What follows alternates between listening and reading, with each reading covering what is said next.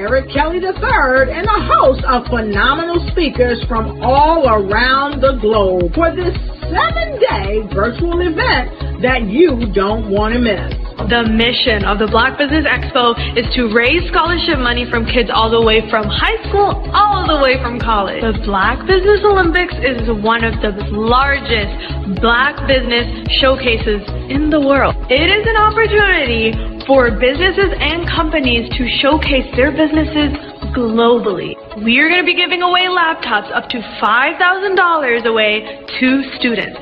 Again, I'm Olivia Appleberry, the founder of 2 Cents Finance and one of the speakers for the expo. I am so excited to see you there. For more info, go to www.blackbusinessexpousa.com or call 919-308-9090 and hope to see you there. I am Black business. From the moment I wake until the time I sleep. Yes, I am Black business. I am Black business. Tell me, are you Black business? I am Black business. Do you support Black businesses? Listen, I support Black business because I am Black business. Black Business Expo. One of the largest business showcases in the history of Black business in the world. The world! Sign up today at www.blackbusinessexpousa.com or call 919-308-9090. I am Black business. I am Black business. From the moment I wake until the time I sleep, I am Black business. I am Black business. Are you Black business? I am Black business. Do you support Black businesses? I support Black business because I am Black business. Black Business Expo, one of the largest business showcases in the history of Black America in North Carolina. Join Dr. Eric Kelly III and a host of phenomenal speakers from all around the globe for this 7-day virtual event that you don't want to miss.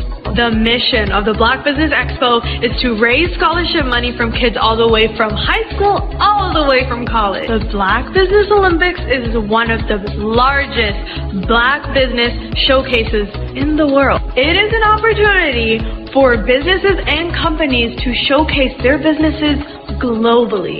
We are going to be giving away laptops up to $5,000 away to students. Again, I'm Olivia Appleberry, the founder of 2 Cents Finance and one of the speakers for the expo. I am so excited to see you there. For more info, go to www.blackbusinessexpousa.com or call 919-308-9090 and hope to see you there. I am Black business. From the moment I wake until the time I sleep. Yes, I am Black business. I am Black business. Tell me, are you Black business? I am Black business. Do you support Black businesses? Listen, I support Black business because I am Black business. Black Business Expo. One of the largest business showcases in the history of Black business in the world.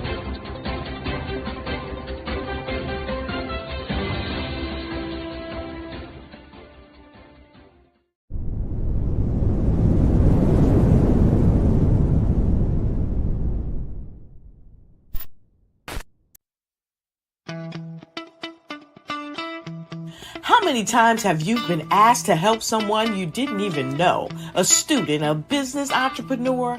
Or did you ever even ask, where did they end up? That business, that friend, that entrepreneur. Well, just maybe they ended up in a gang, bankrupt, homeless, or worse, dead. Maybe they turned to crime, drugs, and alcohol. Did you ever wonder? Did you destroy their dream, or was your life always so easy? At the Black Business Olympics, we started a movement to help students complete. Give them hope and foster success. Help them to leave their dreams of providing laptops, computers, and up to $5,000 in scholarship funds. Today, we ask you to help a student, a business owner, or an entrepreneur to realize their dream by sponsoring them, supporting them, and buying from them. Consider this. With $1.6 trillion in our Black community, we only ask for a small donation for our students, our businesses, and our entrepreneurs. And you can change a life today. So I ask you, what are you going to do? Sit on the sidelines and watch our students in high school be losers, miss out on their dream from lack of resources? Or are you going to donate to the movement and change their future and yours as well? Give us a call today at 919-308-9090. Change their life by investing with action to the Black Business Olympic Fund. The Black Business Olympics, one of the largest business showcases of Black business in the history of the world.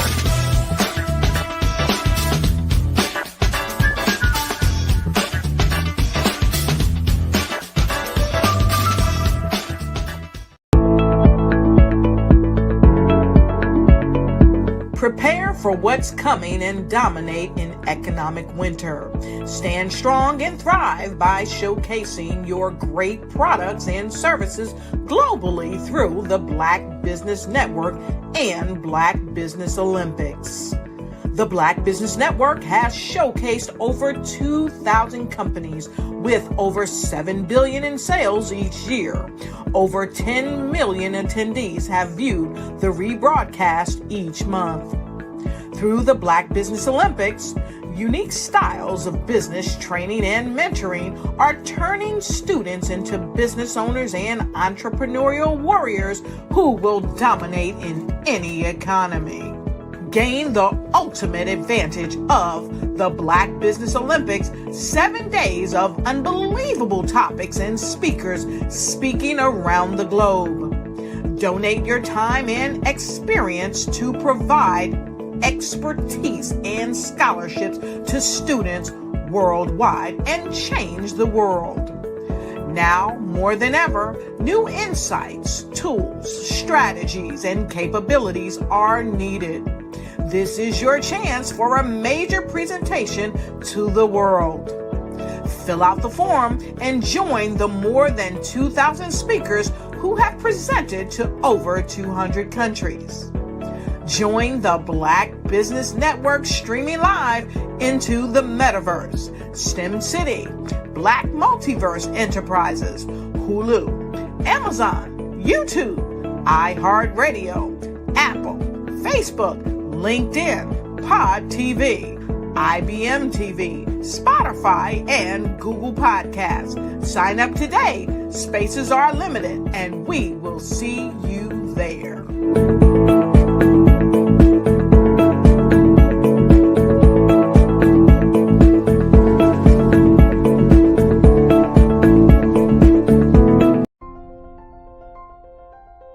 What if you could build your own city?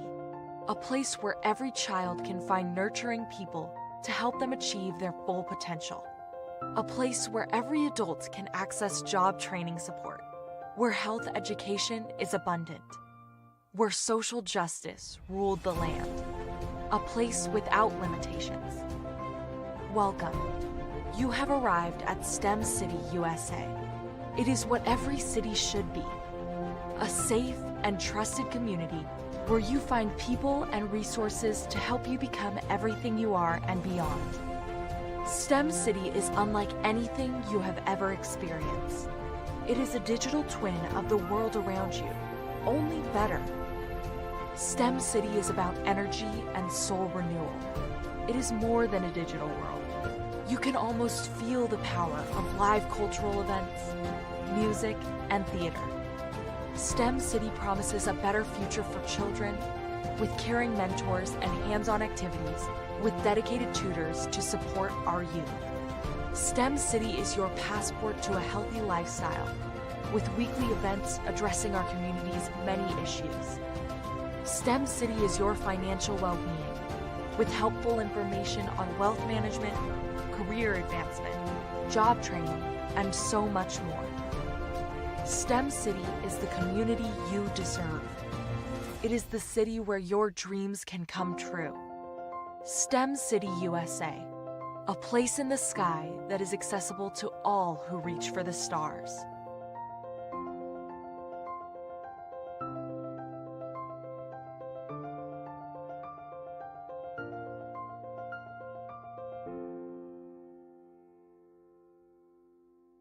Welcome to Intentionality with Dominique, the show that helps business owners become valued and in-demand suppliers in the marketplace to scale their businesses.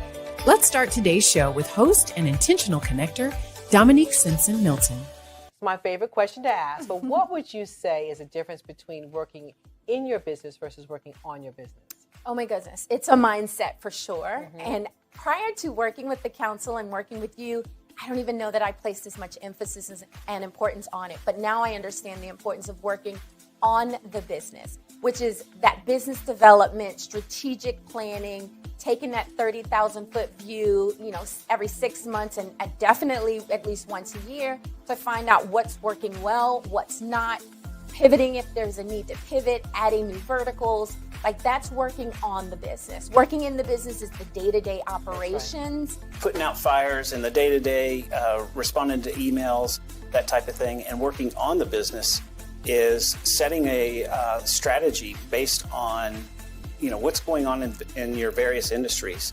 What are the trends, and making sure that you are doing the steps to stay in front of those trends. As you grow and as you evolve, I'd say there are a couple of things to that. One is, if you are in the weeds every single day, and quite frankly, when you start a business, there's not a lot of, it's hard not to be, right? Because you're probably small when you start. There are probably not enough resources for the things that you have to do.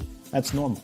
But as you grow and as you evolve, you start to understand that if your view is here, then you cannot gain the perspective to see all of the interrelationships and all of the opportunities and all of the strategic maneuvers that you should be doing in order to take grow your business in step functions as opposed to incremental. Well, working in the business is doing everything. You wear all the many hats.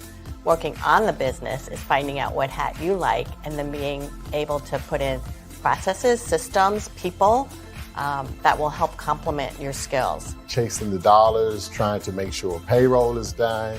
You have enough work to cover payroll and $2 or $3 in your pocket. The next thing you know, year after year, you're in a rat race. You never been trained to develop your business or to take it to another level. As long as I can focus on where we are going, because no one else is doing that in the company, except for me. So if I can see, here's where we're going, and I need all 10 of y'all to come with me, then if we all do that together, then the business grows because everyone is focused on the thing they're supposed to be focused on. I love that. Yeah. I think for a lot of business owners, particularly when you're just getting started, you're wearing multiple hats. I tell people all the time, I was always letter E, all of the above, when we used to fill in those multiple choice tests. And even now I still do a lot, but what is really great is that right now I'm in Richmond. My team back in Raleigh is handling everything.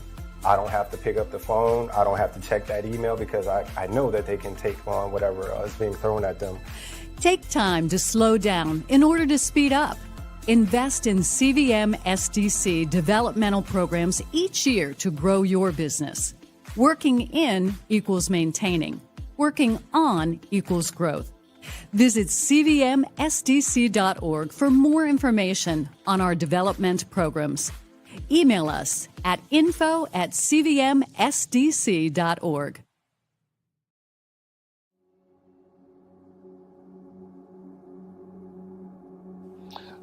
I was born and raised in southeastern West Virginia, the coal fields. My father was an AME minister.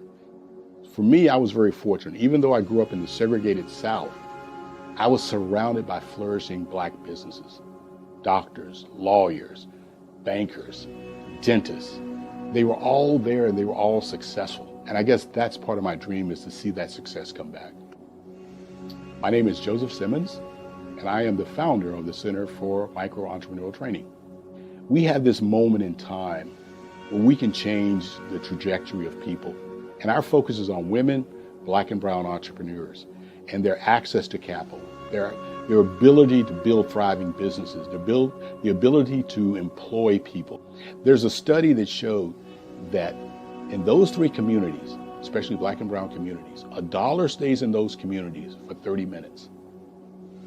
In white community, $1 stays in their communities for 8 hours. So think about it. For you in a black or brown community to get gas, to get food, to go to a restaurant, you've got to leave your community, take those dollars out of that community and take it to another community that's already being well served. So if we can reverse that, if we can go from 30 minutes to an hour to 2 hours, that's progress. That's what we need to do. I was with SCORE.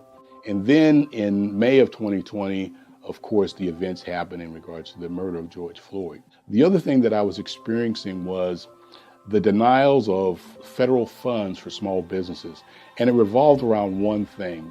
These businesses were not being prepared for grants and for government programs. And I came up with the idea for the Center for Micro-Entrepreneurial based off those two things. Morgan Stanley had a report out in 2020, first quarter, and it talked about there were 3 groups that were massively devastated by COVID-19 on their business. That was 1, women, number 2, black, and number 3, brown entrepreneurs. The research showed that they had less cash on hand, they had less opportunity to go into a bank and get money, and they were very dependent on family and friends to keep their business up and running. If we can focus on those 3 groups, then we can have a dramatic impact on our communities. Really, the focus is on 3 areas. And those 3 areas are 1, the people, number 2, the courses, and number 3, a support network. Here at CMAT, we will provide you with the fundamentals for generational success. And you will be creating a vibrant community by attending our 5-day immersive training course.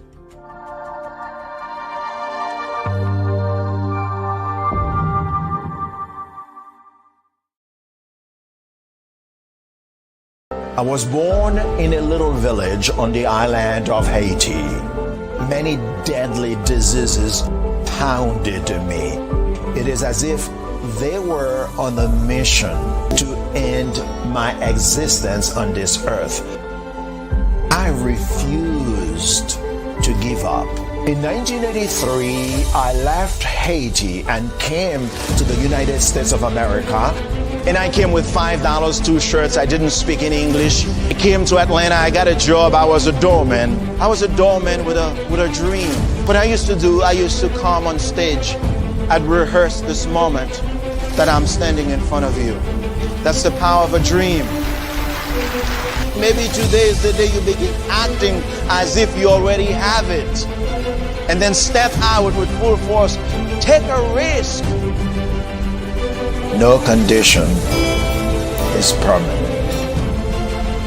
Don't let your situation distract you. You are chosen. You are called. You are born for a purpose in this life.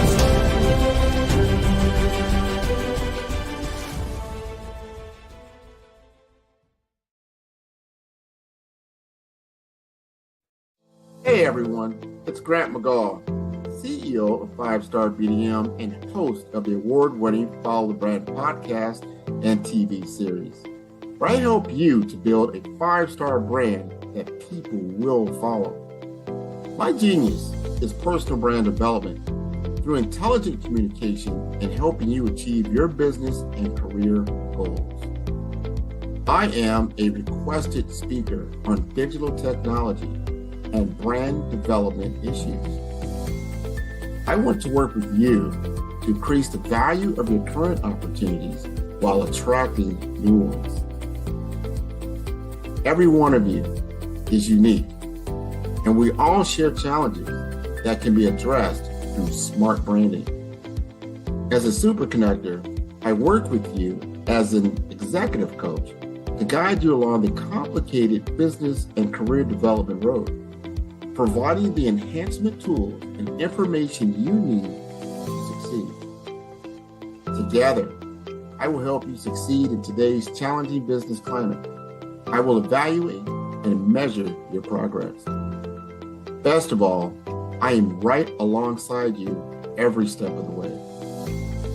Build the brand called you. Genius is coming.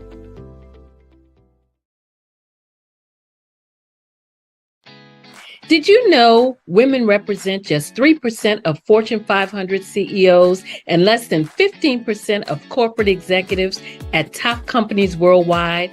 Have you wondered what the secrets are to getting into the top ranks, whether in the private or public sector? Do you want to figure out how to stop being held back in your career or passed over for promotion? Then you're in the right place. Hi, I'm Dr. Madeline Ann Lewis, President and CEO of the Executive Women's Success Institute. I have decades of experience in the military, the federal government, and corporate America, and my mission is to help women succeed and tap into their full potential. I want to reach 1 million plus women around the world to become the leaders they are meant to be.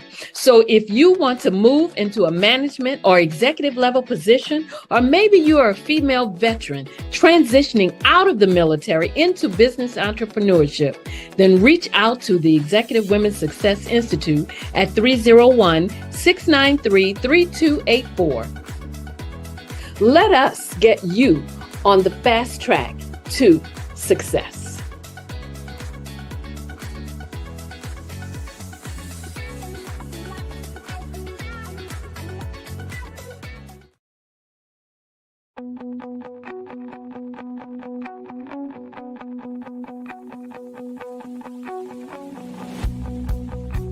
I am Black business. From the moment I wake until the time I sleep.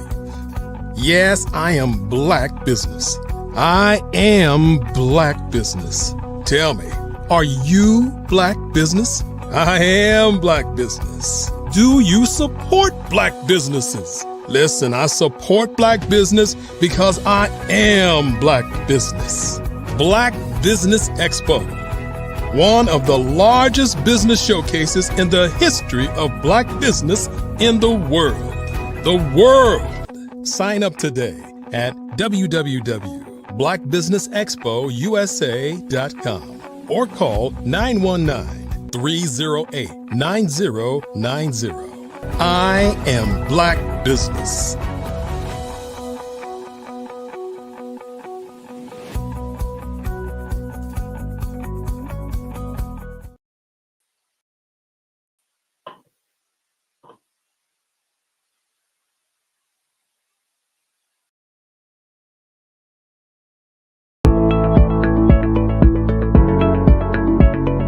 Prepare for what's coming and dominate in economic winter. Stand strong and thrive by showcasing your great products and services globally through the Black Business Network and Black Business Olympics. The Black Business Network has showcased over 2,000 companies with over $7 billion in sales each year. Over 10 million attendees have viewed the rebroadcast each month. Through the Black Business Olympics, unique styles of business training and mentoring are turning students into business owners and entrepreneurial warriors who will dominate in any economy. Gain the ultimate advantage of the Black Business Olympics, 7 days of unbelievable topics and speakers speaking around the globe. Donate your time and experience to provide expertise and scholarships to students worldwide and change the world. Now, more than ever, new insights, tools, strategies, and capabilities are needed. This is your chance for a major presentation to the world. Fill out the form and join the more than 2,000 speakers who have presented to over 200 countries. Join the Black Business Network streaming live into the Metaverse, STEM City, Black Multiverse Enterprises, Hulu, Amazon, YouTube, iHeartRadio, Apple, Facebook, LinkedIn, Pod TV, IBM TV, Spotify, and Google Podcasts. Sign up today. Spaces are limited, and we will see you there.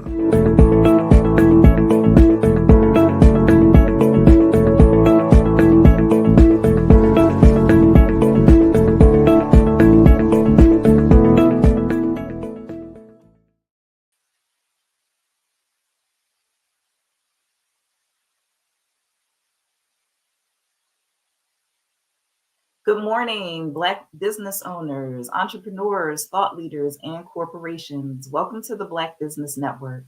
My name is Tamika Murray, but you can call me Mika Murray. I am your business moderator for this session on the Black Business Network.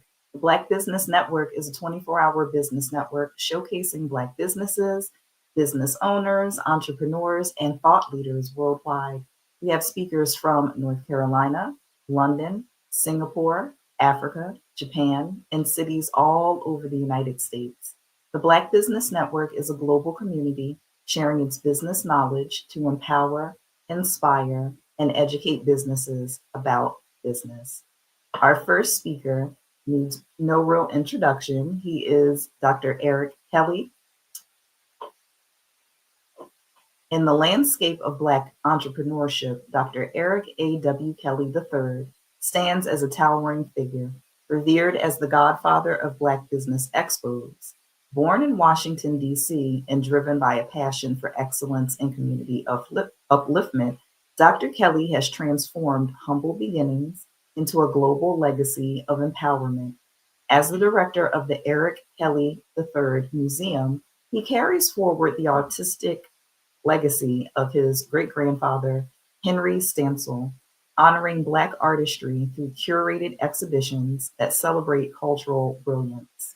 As a true visionary, Dr. Kelly is the founder and CEO of Kelly Worldwide Advertising Agency and the pioneering Black Business Expo and the Black Business Network, which for over 30 years has united over 10 million attendees, and the last 5 years, speakers from around the globe, spotlighting Black businesses and their innovations. His influence reaches across borders through the Black Business Network, a 24-hour global platform connecting over 10,000 Black-owned businesses in more than 200 countries, fostering collaboration, economic growth, and cultural pride. Through art, business, and advocacy, Dr. Kelly continues to shape the future of Black excellence worldwide. The Black Business Olympics is one of the largest Black business showcases in the history of Black business in the world. And here he is now. I present to you Dr. Eric Kelly.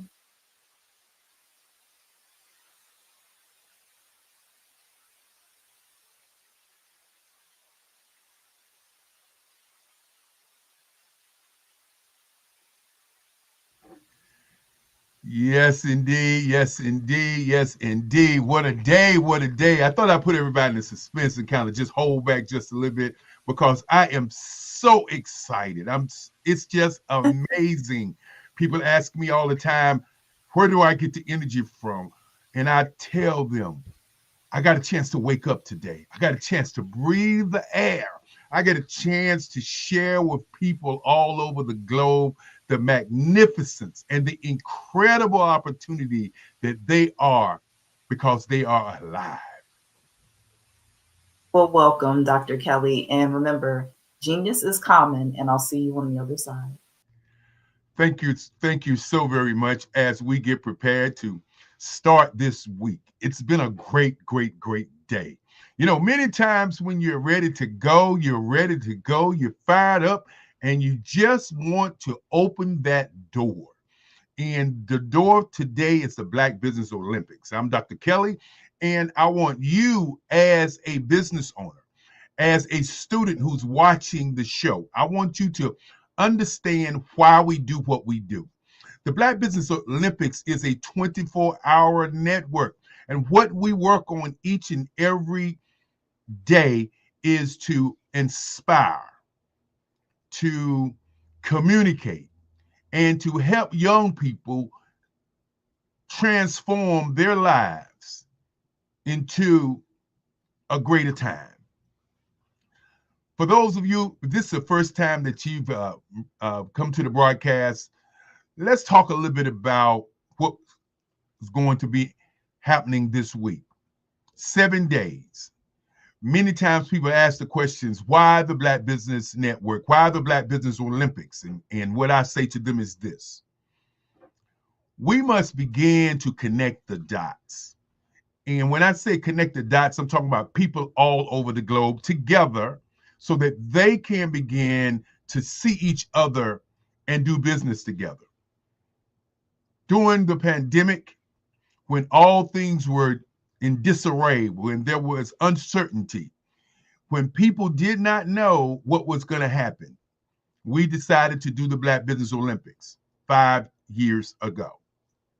And embarking on that journey 5 years ago, we didn't know that we would end up being where we are today, because initially it was just supposed to be a show for 1 month. And we did that 1 month, and we thought about what kind of programming we wanted to do. And that programming that we wanted to do was a program to set up how to build a business. And so each one of the days that you're going to see this week will be building a business. When we started, we had our first one. We had over 36,000 people to show up because people were at home. And so we didn't know what we were going to do after the first one. So the following year, we did 4. My mother said we should do 4 so that because people still was at home. At the end of those 4 that we did, we'd had over 1 million people to show up to our show. And then the following year, my mom said, let's do 6. And we did 6. And then we had over 10 million. And then after we did 6, my mom said, let's do 12. And at that moment, I understood what she was looking at in terms of this show. And so we're working on doing 365 days of the year, a 24-hour network where businesses all over the globe can reach each other.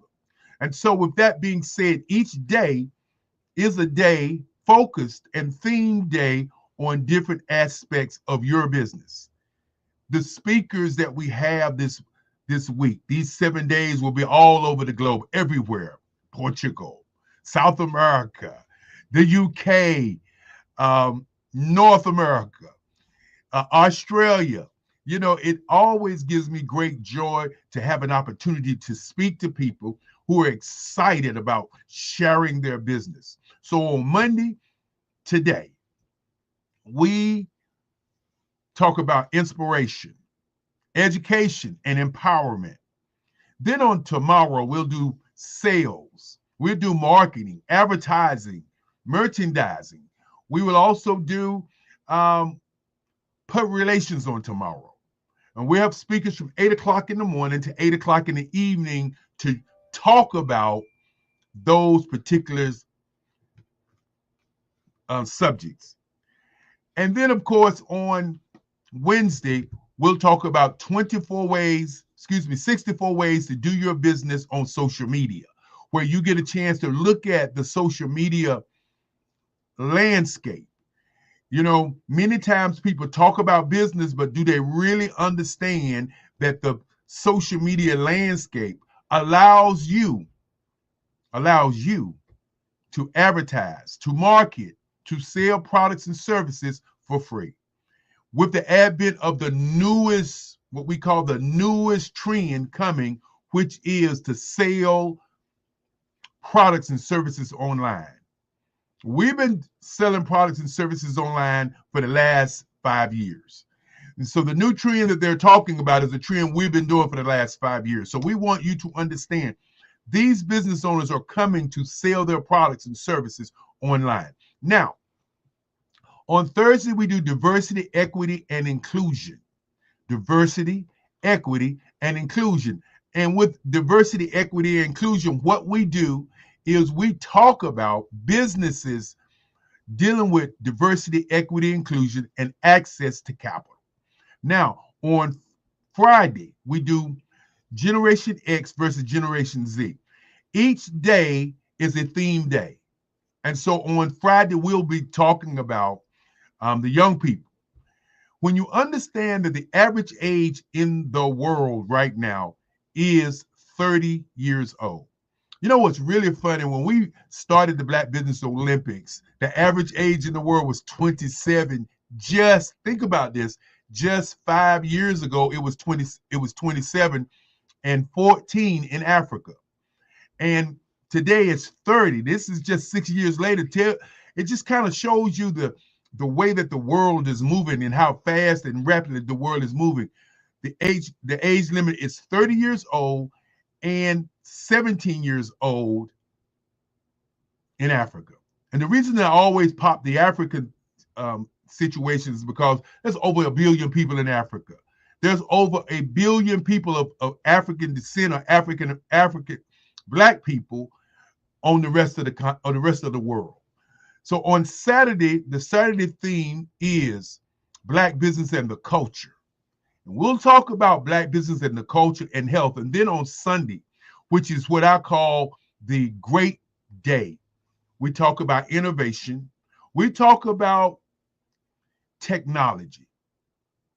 When you begin to talk about innovation and technology, you have to look at what is actually going on, not just in the Black community, but globally. We have to talk about AR. We have to talk about ChatGPT. We have to talk about the tools that are here. You know, when you begin to look at things like ChatGPT, which allows for you to do business faster, more efficient, people will say, well, ChatGPT is going to replace me. No, ChatGPT is not going to replace you. What's going to happen is that you're going to get the opportunity to do work faster and more efficient. If you just take a moment and think about when the cotton gin showed up, or better yet, let's go all the way back to when fire showed up. You know, when these things happen on the planet, did it replace people? No, because the genius of people will always prevail. And so as we look at this week, we want you to understand that on Monday, when we talk about inspiration, education, empowerment, we want you to sit back and understand that people that are coming to that table on Monday will be giving you what I call the fire. And then, of course, on Tuesday, advertising, public relations, marketing. Wednesday, 64 ways to do your business on social media. Thursday, diversity, equity, and inclusion and access to capital. And then, of course, Friday, Generation X versus Generation Z. Saturday, Black business and the culture. And then, of course, on Sunday, Black business and innovation and technology. With that being said, I am the speaker, and so I'm going to go into what I want to talk about this morning. First of all, before I start, I want to say to each and every speaker, thank you. Thank you, thank you, thank you. Our kids right now are in what I call critical cycle. Our young people are leading the country in suicide. I don't want to say it again. Our kids today are leading the world in suicide. So we got to ask the question, why? We know that they're being bombarded by the media. They're being bombarded by the idea that if they're not an athlete, they're not a singer, if they're not a dancer, if they're not an entertainer, that they can't live the luxury lifestyle. But what we want to share with them on our network is that, because we know that our young people don't see us. They don't see business owners. They see all the imagery that we get on television. They see those images. They don't see us as we truly are. And so the Black Business Network is here to unlock those kinds of things. We want to change the perception. Business owners today, I want you to think about your company. And I want you to think about, do you have an operating system? And what is that operating system? What I mean by that is, if you're in business today and you can't take your business idea, your business profession, your business that's in the industry that you're in, and you can't hand that to someone, then you're in a solopreneur. We have to begin to get out of being in solopreneurs. We have to stop being an army of one.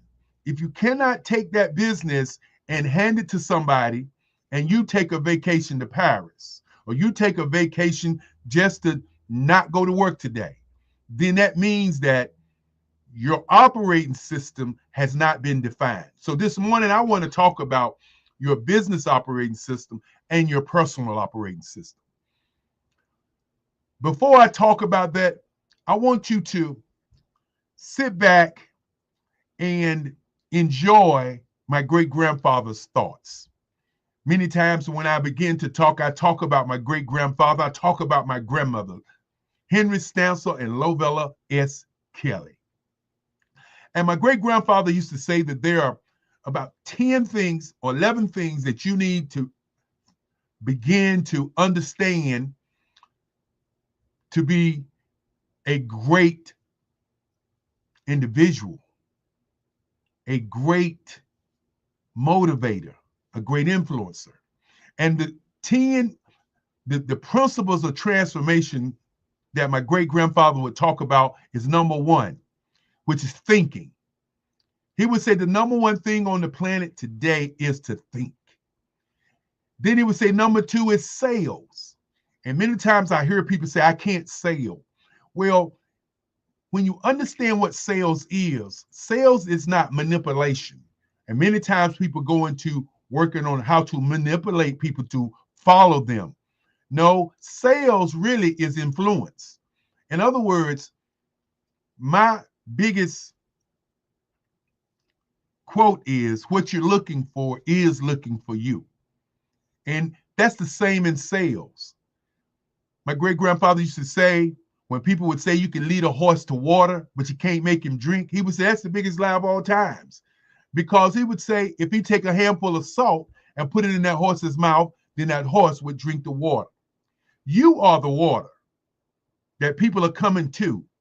But what is the salt that you bring in terms of your value that not only entices, but energizes people to buy what you're selling?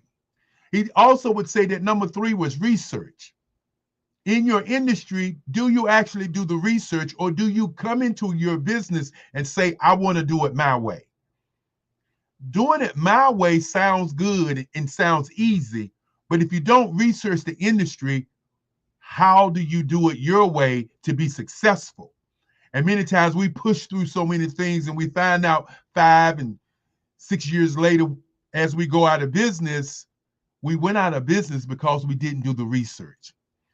He would say number 4 is learning, which means every day you should learn something new. Look for learning. Number 5 is energy. He would say energy is money. He said also number 6 was attitude. What is your attitude this morning? What is your attitude about your life? What is your attitude about your living? Number 7, which could be number 1, is listening. Do you truly listen? My great-grandfather say, you know, whenever he was making a point, he would start out by saying, wait a minute. Most people are not hearing you or hearing what I'm saying because they're listening to what they're thinking. Said it again. Most people don't hear what you say because they are listening to what they're thinking.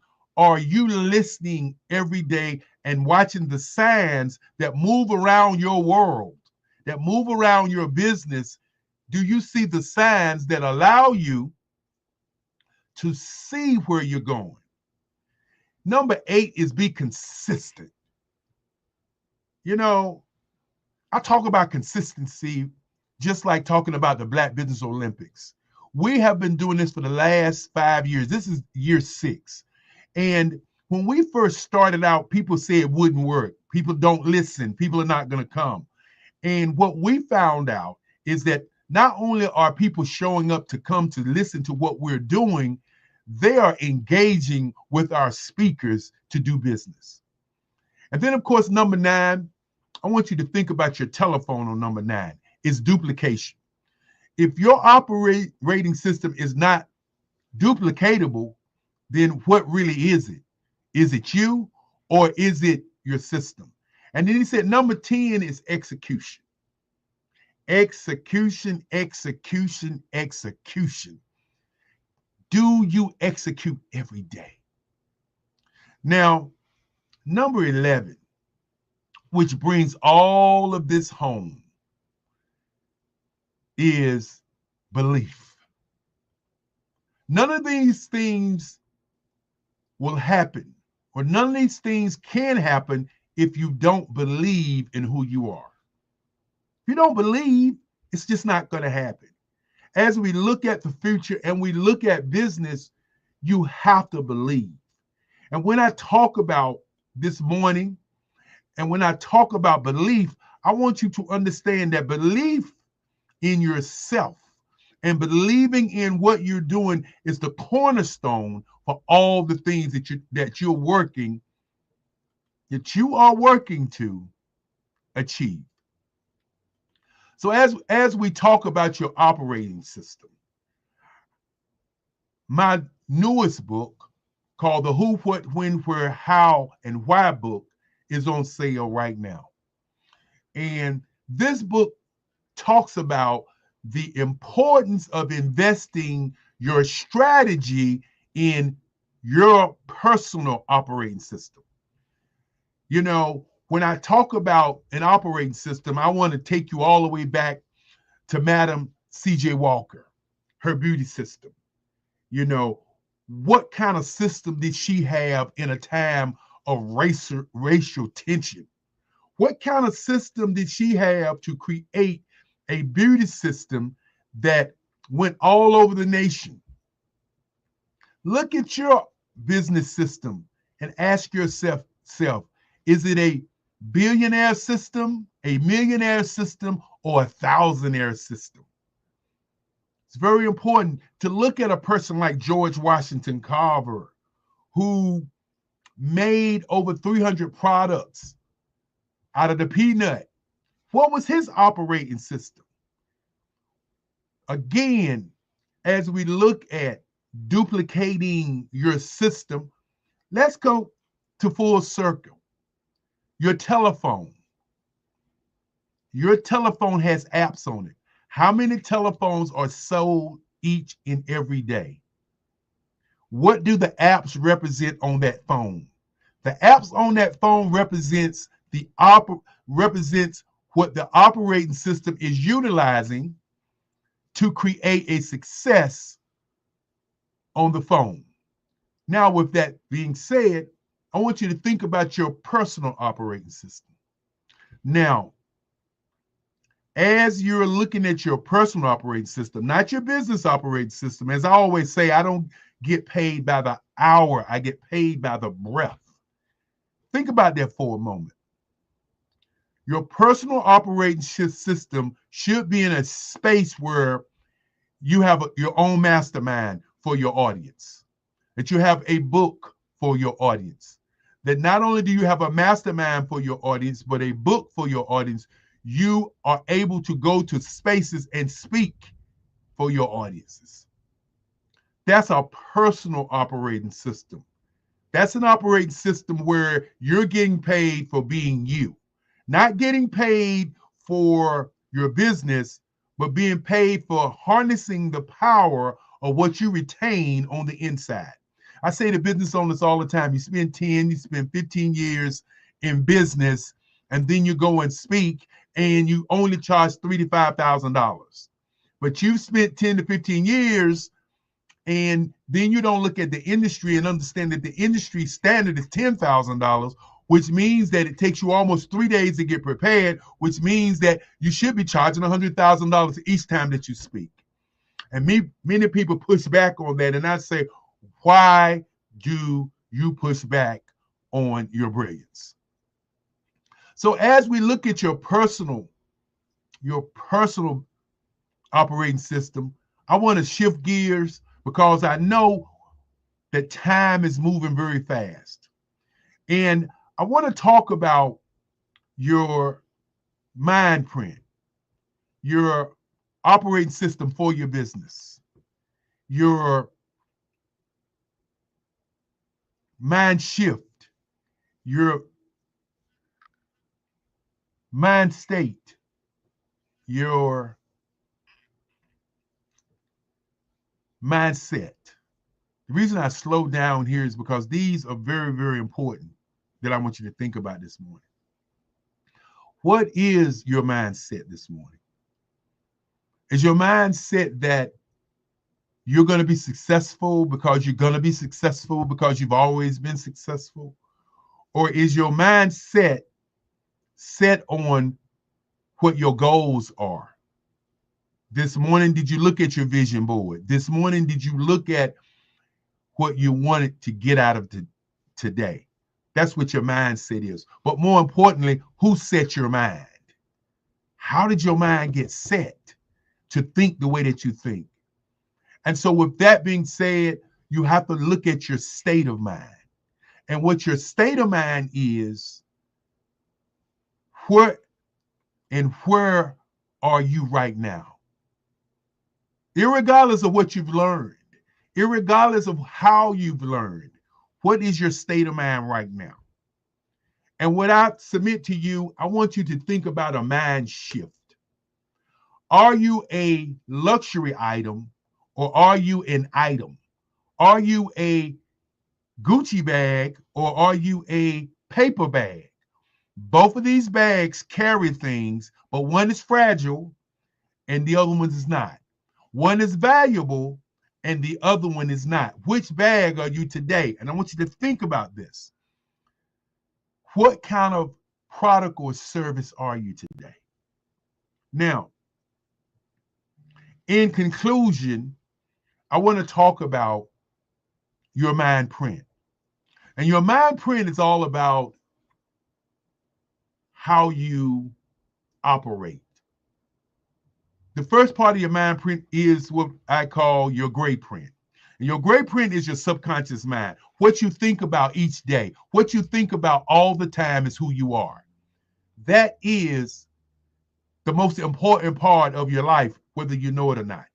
I advise people to take the moment every day to meditate. Why is meditation so important? Because it's the first time that you really get a chance to look at who you are and what you're thinking. So whatever you put in your gray print is going to be who you are and what you're going to do. Remembering and understanding that your subconscious mind has no filter. So what you put in is what you're going to get out. That's why negative statements and negative thoughts, even though they come to you many times, it's important for you to think about the positives, to think about where you want to be and where you're going. The next print is your red print. I call that your conscious mind. This is how you show up. Are you on time? Are you late? How you do everything is how you do all things. Think about that for a moment. What you wore, what you put on today, why you put it on, why was it important for you to wear it? what you believe about your business, how you treat your business. That's very important. Now, your green print and your blueprint, very important. Many times we start a business, we don't have a blueprint. And the reason we don't have a blueprint is because we don't take the time to do what my great-grandfather said, to do the research of your industry. When I'm teaching people and I'm talking about your blueprint, I say to them, look at your industry, find the top 3 companies in the world that's doing what you're doing. I didn't say do what they do. I didn't say change your style and your flavor. I say find the top 3 that's doing what you do. Get the information, study them so that you don't make all of the mistakes that you're going to make because you're not experienced. They are experienced, at least. You can get their information by buying stock in their company. You can get their information by researching them and getting their annual report. So don't say that you can't get a blueprint of your industry. And then your next print is your green print. How do you make money? Why is it this thing called money? How do you get to the money? What I would submit to you, you can't get to the money because you don't understand what the blueprint of the industry is about. And you cannot get to the money because you don't understand really what you like. I talked about Madam C.J. Walker earlier, who started a company, married a man who was an advertising executive, and they together as a team went across this globe. Why can't you do the very same thing? And then, of course, it's your black print. Your black print is your exit strategy, your retirement, your legacy. What have you planned for your exit strategy for your legacy? These are the things I want you to think about today as you are thinking about this morning. These are the things I want you to think about. As we go on this week, I don't want you to sit there and say, well, I'm just here. I want you to think about your why. What is your why? Why did you wake up this morning? What is the energy? What's the air that courses through your veins? What makes you you?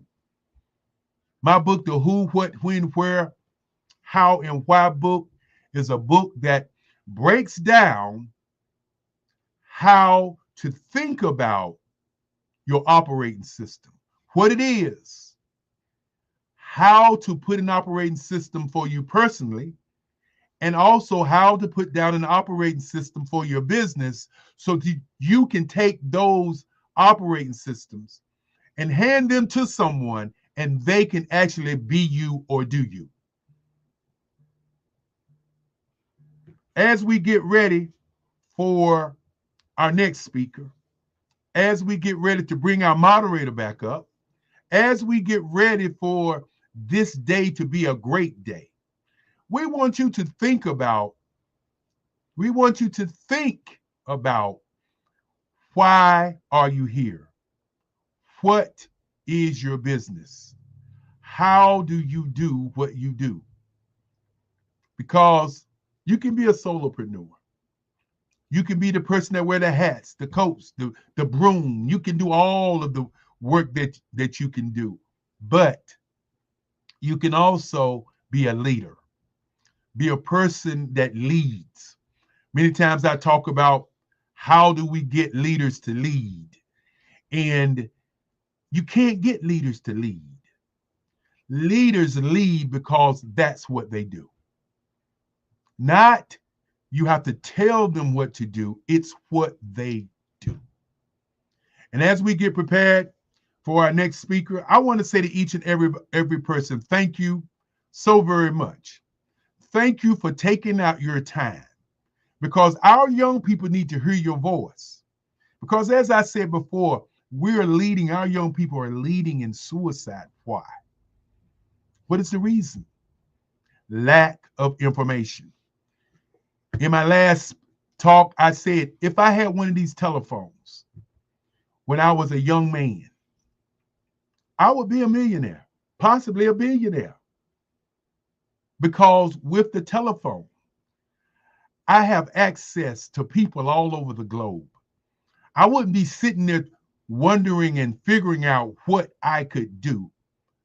I would be looking at what people were doing, studying the industry that they were in, and utilizing the tools that allow me to be who I am.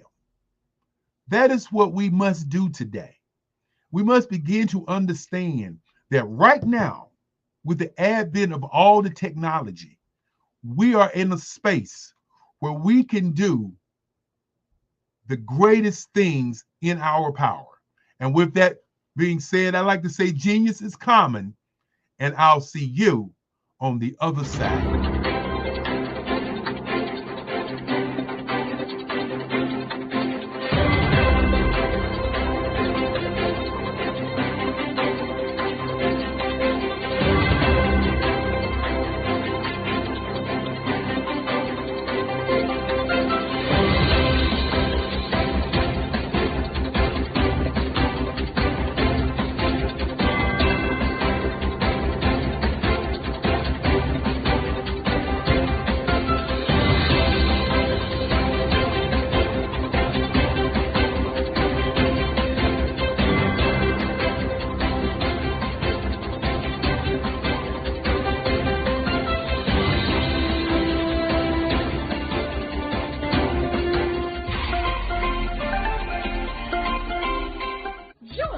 Dr. Eric Kelly III and a host of phenomenal speakers from all around the globe for this 7-day virtual event that you don't want to miss.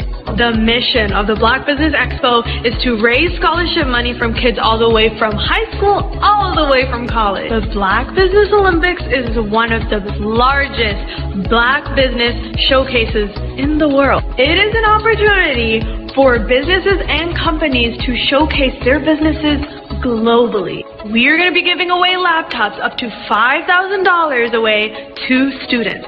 Again, I'm Olivia Appleberry, the founder of 2 Cents Finance and one of the speakers for the expo. I am so excited to see you there. For more info, go to www.blackbusinessexpousa.com or call 919-308-9090 and hope to see you there.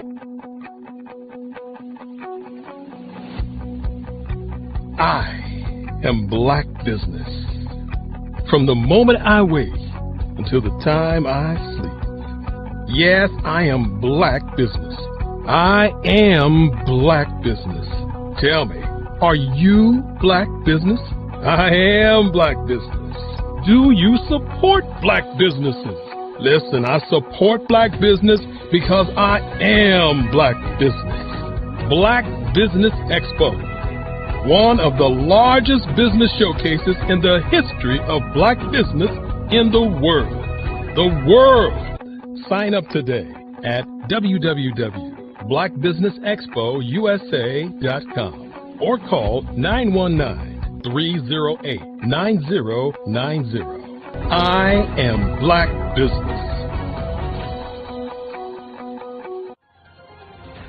I am Black business.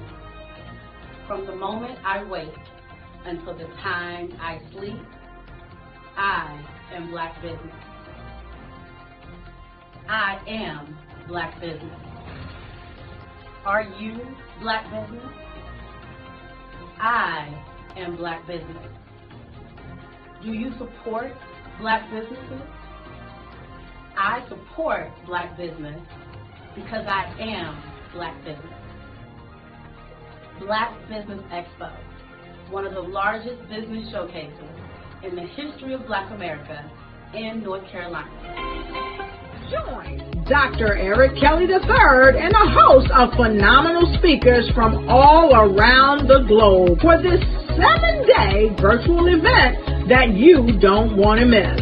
The mission of the Black Business Expo is to raise scholarship money from kids all the way from high school all the way from college. The Black Business Olympics is one of the largest Black business showcases in the world. It is an opportunity for businesses and companies to showcase their businesses globally. We are going to be giving away laptops up to $5,000 away to students.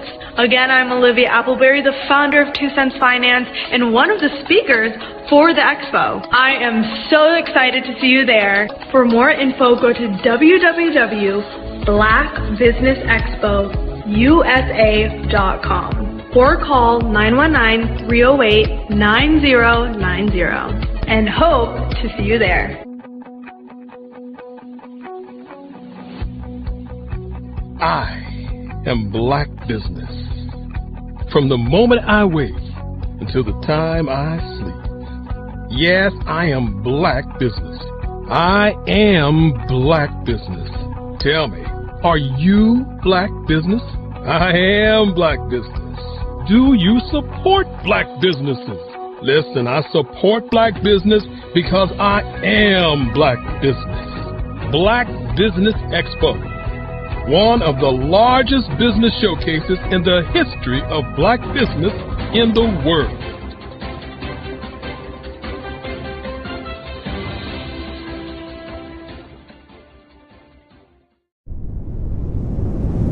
Welcome to Intentionality with Dominique, the show that helps business owners become valued and in-demand suppliers in the marketplace to scale their businesses.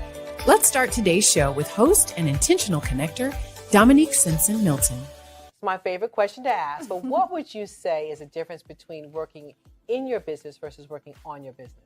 Oh my goodness, it's a mindset for sure. And prior to working with the council and working with you, I don't even know that I placed as much emphasis and importance on it. But now I understand the importance of working on the business, which is that business development, strategic planning, taking that 30,000-foot view, every 6 months and definitely at least once a year to find out what's working well, what's not, pivoting if there's a need to pivot, adding new verticals. Like that's working on the business. Working in the business is the day-to-day operations. Right. Putting out fires in the day-to-day, responding to emails, that type of thing, and working on the business is setting a strategy based on what's going on in your various industries.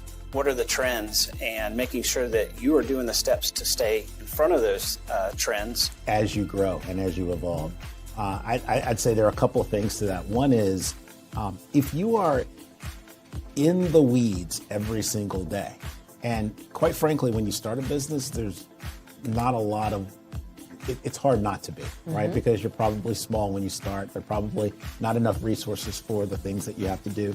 That's normal.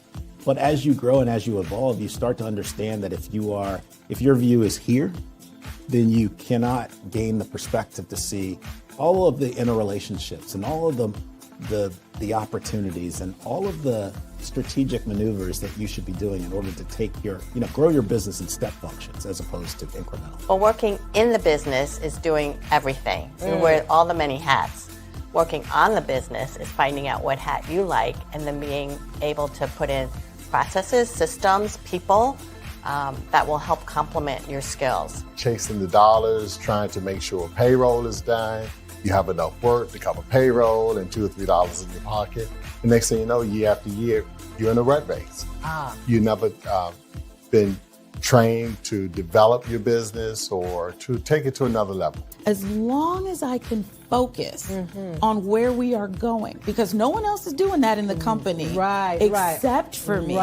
So if I can see, here's where we're going, and I need all 10 of y'all to come with me, then if we all do that together, then the business grows because everyone is focused on the thing they're supposed to be focused on. I love that. Yeah.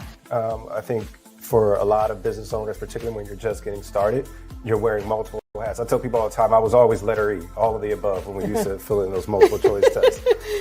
And even now I still do a lot, but what is really great is that right now I'm in Richmond. My team back in Raleigh is handling everything.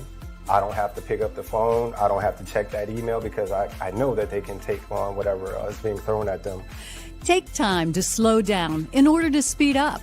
Invest in CVM SDC developmental programs each year to grow your business. Working in equals maintaining. Working on equals growth. Visit cvmsdc.org for more information on our development programs. Email us at info@cvmsdc.org. Bravery is not the absence of fear, but the ability to overcome it. We stand for those who defy suppression, who speak out, and those who walk the road less traveled.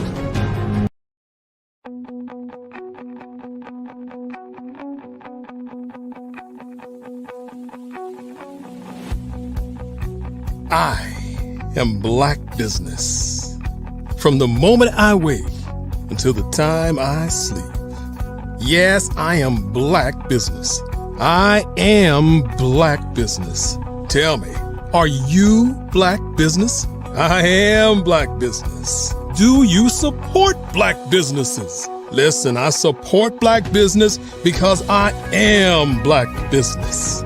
Black Business Expo, one of the largest business showcases in the history of Black business in the world. The world.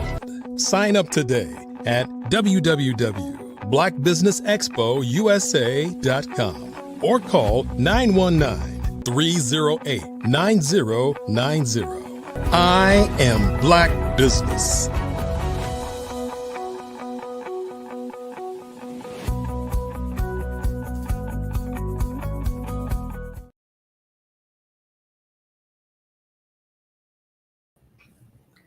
Great day, business owners, entrepreneurs, thought leaders, and corporations. Welcome to the Black Business Network. My name is Barbara H. Smith, and the Black Business Network is a 24-hour business network showcasing Black businesses, business owners, entrepreneurs, and thought leaders worldwide. We have speakers from North Carolina, London, Singapore, Africa, Japan, and cities all over the United States. The Black Business Network is a global community sharing its business knowledge to empower, inspire, and educate businesses about business. I have the pleasure of introducing our next speaker. Dominique Simpson Milton is the president and CEO of the Carolinas, Virginia Minority Supplier Development Council, known as the Council. Prior to June 2018, she was the Director of Corporate Services for CVM SDC, overseeing the affiliate office in Charleston, South Carolina. She has so many accolades that it would take me all day to introduce her with them. But she is known as the intentional communicator. She's the intentional connector. She's intense and she is infamous. I have met soon to be Dr. Milton at many events and worked with her on many projects. But today she is going to do a fireside chat that is going to blow you away.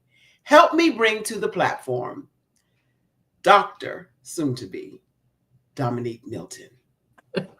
We're working on that, Sister Barbara. How are you this morning? I am great and grateful every day, and every time I see you, I'm excited for what you're going to bring to the table. Well, thank you for that introduction, and you know the genius is coming. I'm so excited about our next guest. I will see you on the other side, Ms. Barbara. Looking forward to it. God bless you. Yes, absolutely. So this morning, I am so excited to bring to you Ms. Janister Herring. Janister is the founder and CEO of Essence Technology Consulting. She connects people, business, and technology to close the gaps for business growth.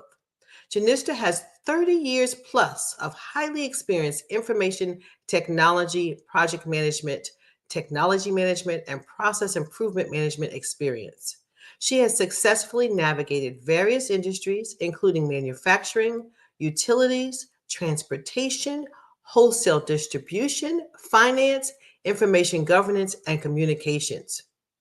Over the past 25 years, Janister has been an advocate for at-risk girls, young women, and foster children through many organizations such as PACE, Center for Girls, Girl Scouts, United Way, Women's Leadership, Women's Giving Alliance, and several other organizations. She also sits on the board of several organizations. Here in Charleston, South Carolina, she sits on the board of Jack and Jill of America, or she's a leader in Jack and Jill of America.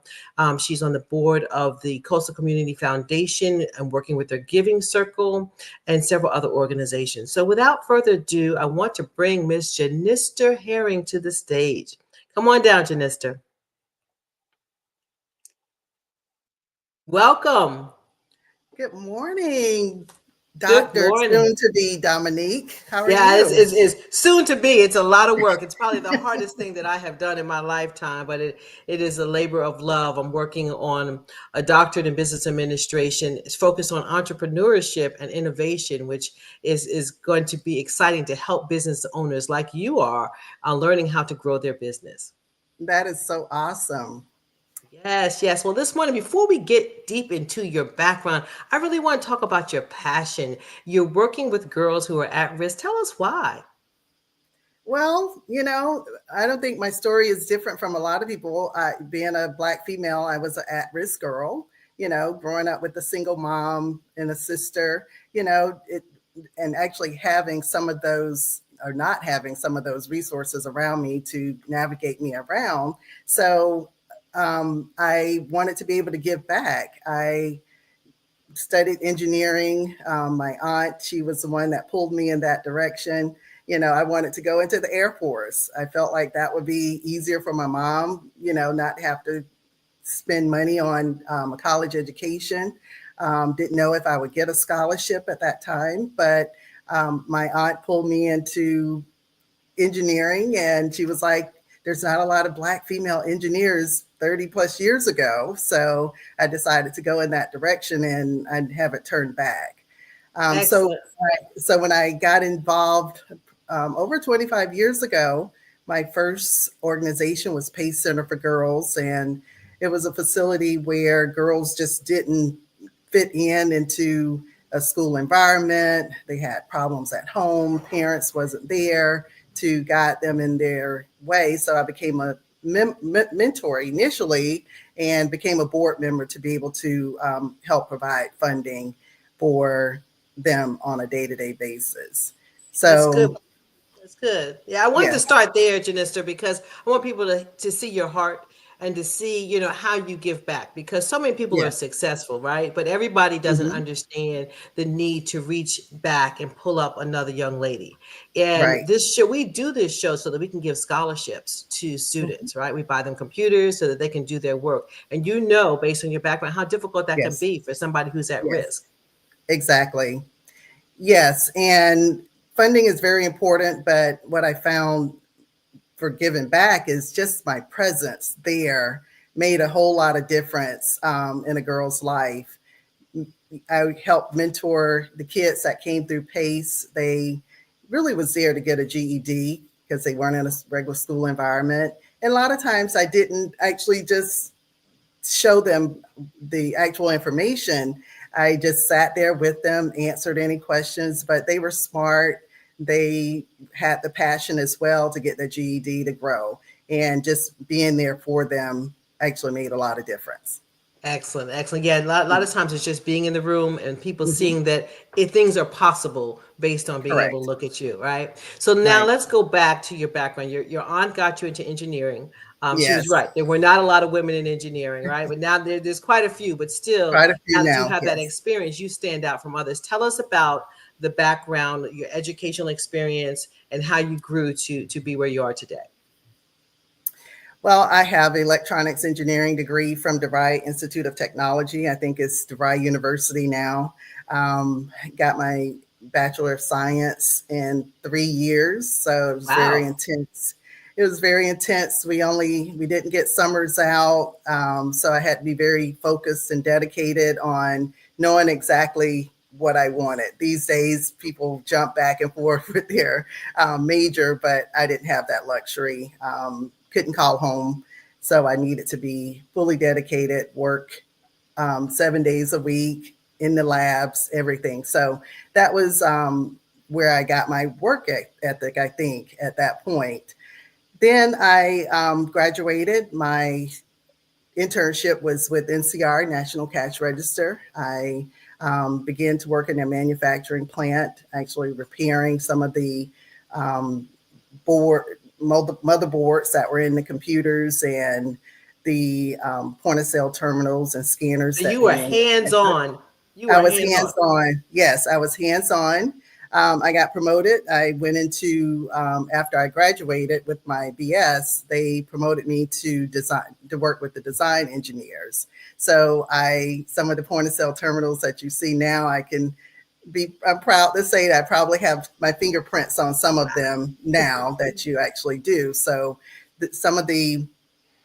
I helped design some of the point of sale terminals, and later went on and went into the field at that point. And one of my companies that was in my portfolio was Walmart, Publix, some of the larger grocery stores. And I helped those particular companies understand exactly what their needs are and be able to see the implementation of those devices in those stores. So I did that for 3 to 6 years out in the field.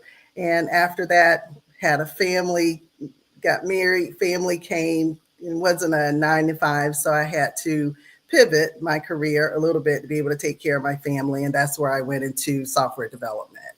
And was that software development on your own, or did you do it as a consultant?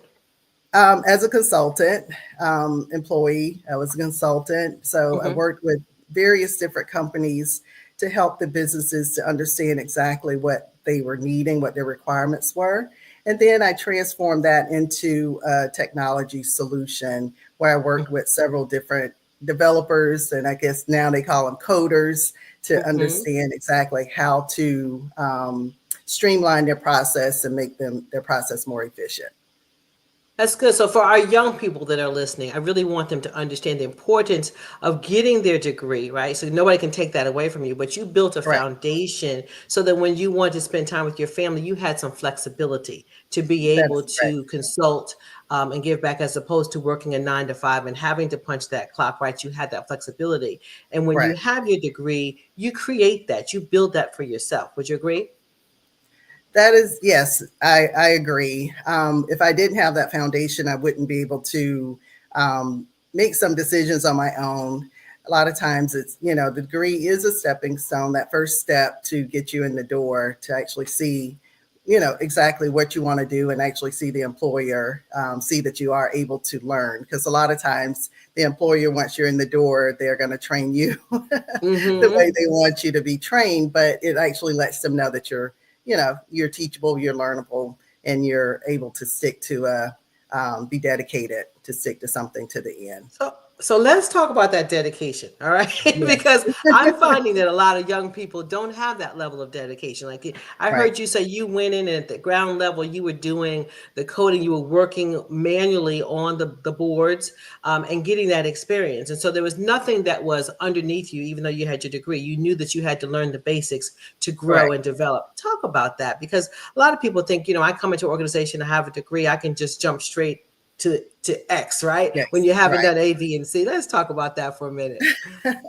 Well, I worked with a lot of millennials, and they want to just get it, do it really quick.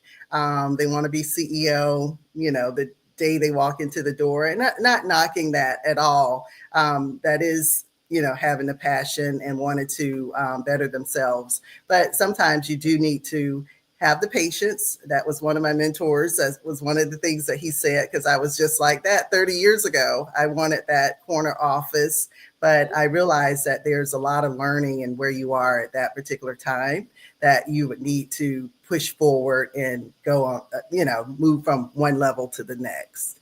Yeah, it's like building blocks, right? So you built this foundation, and now fast forward to where you are now, you have launched out and you created your own company, Essence. Tell us, first of all, why did you pick that name? Well, I picked Essence because my love for people and Essence for the work that I was doing. It was all around the people. Being in technology is moving so fast. And like Dr. Eric said earlier in his speech, was that,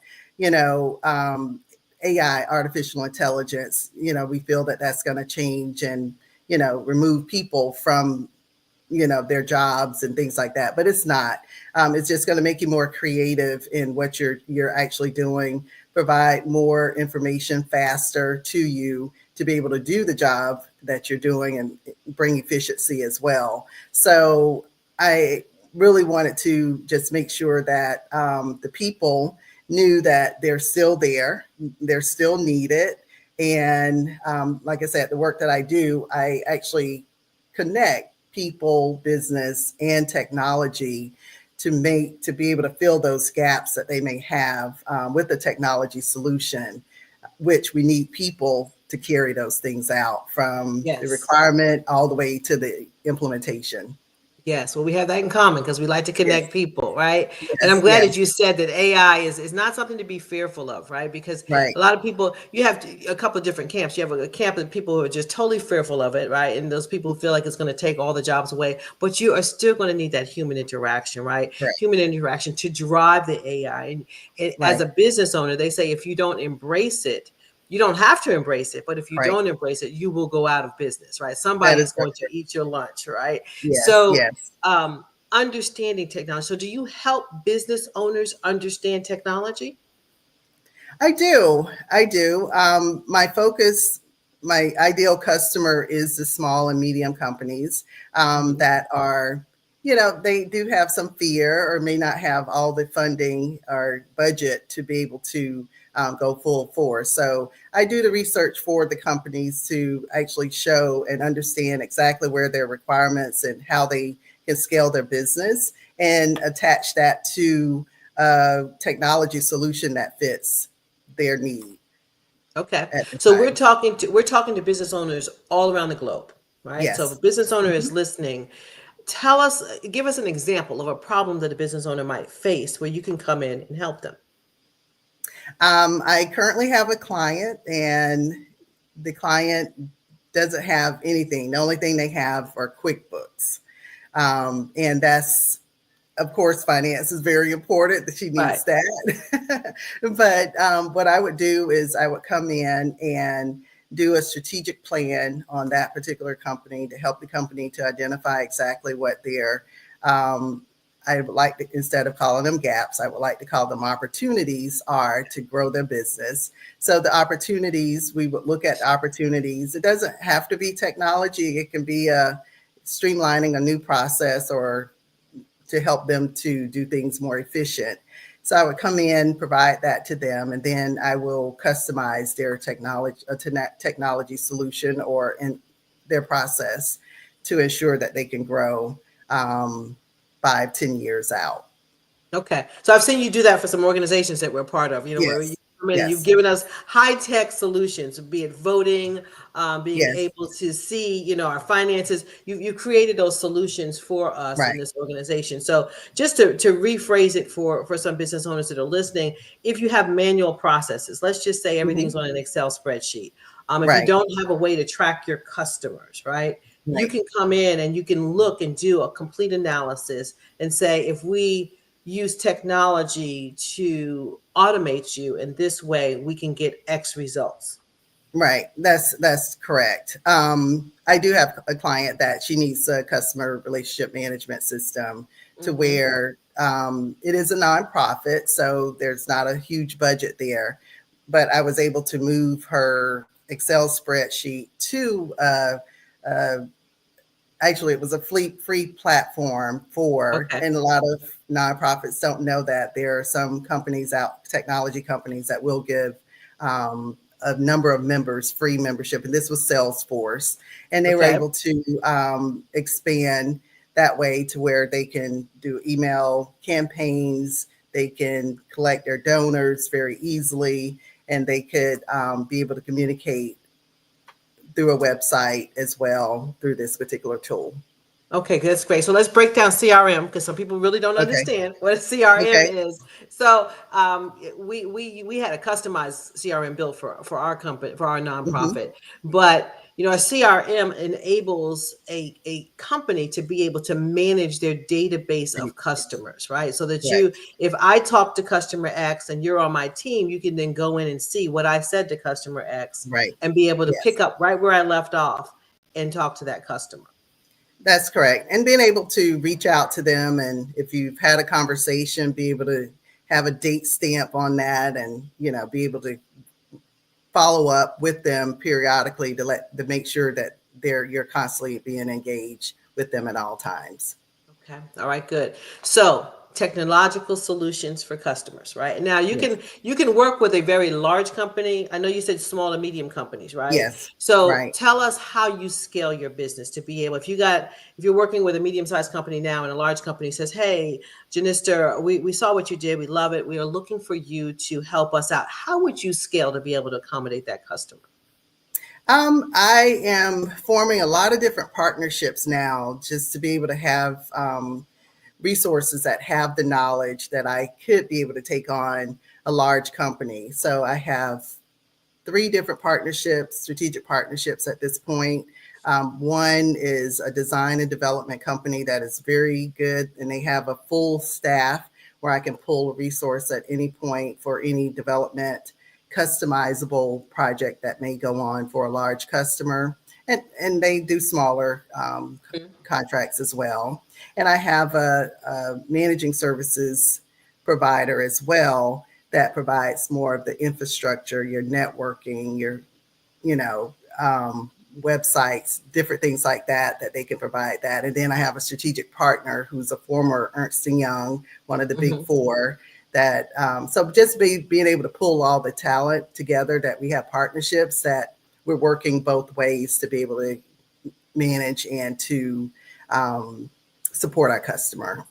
That's good. So I want to break that down for our viewers, because a lot of people, you heard Dr. Kelly talk about soulpreneurs. There's nothing wrong with being a soulpreneur, right? Yes. But how do you as a soulpreneur utilize the talents of others, consultants, contractors, or either buying different companies, whatever you need to do to scale, right? So it's one thing to have your business here in this box, but you need to be able to actually scale up or down. Like, so you say you take on a big contract today, and then that contract goes away 6 months from now. How do you scale back down without having to lay off people? And it's through contract labor. It's through making networks, working together with other business owners, because you cannot attack this, just by yourself. You have to have that team. So I'm glad to hear that you have that team. And then as new needs arise, you're not an expert in everything.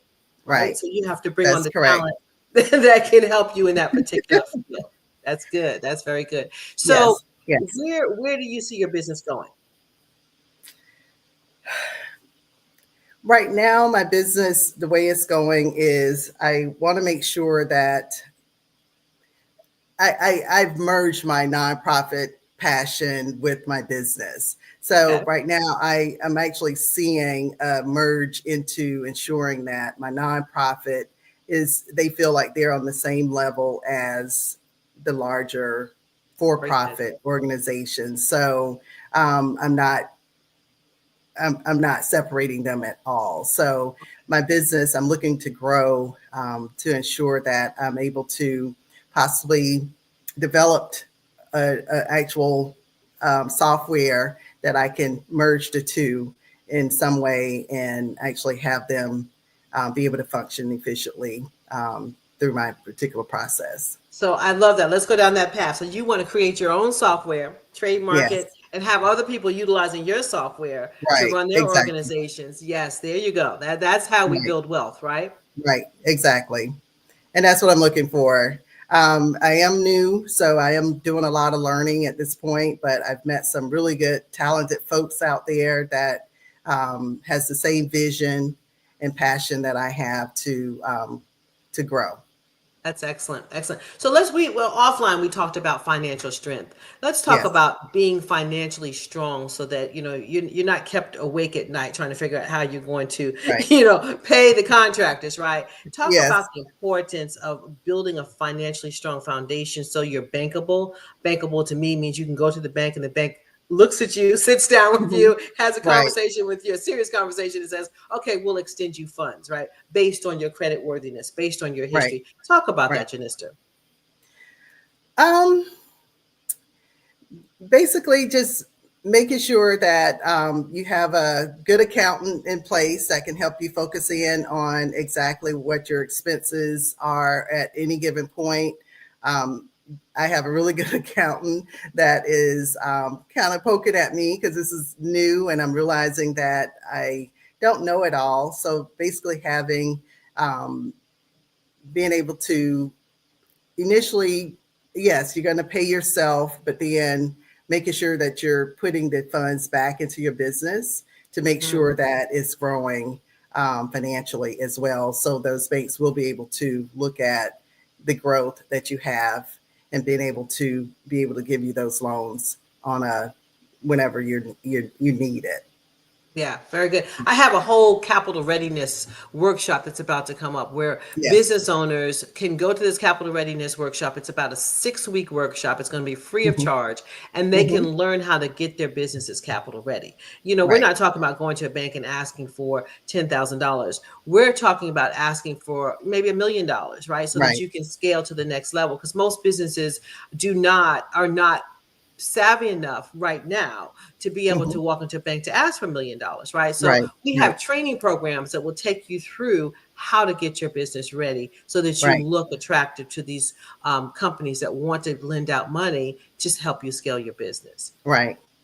Yeah, and I'm looking forward to getting involved in your organization as well. But I am part of a Minority Business Accelerator program that is helping to, with the Chamber of Commerce, that is helping me to make sure that I am financially ready for what loans that I may need and how to get them going forward.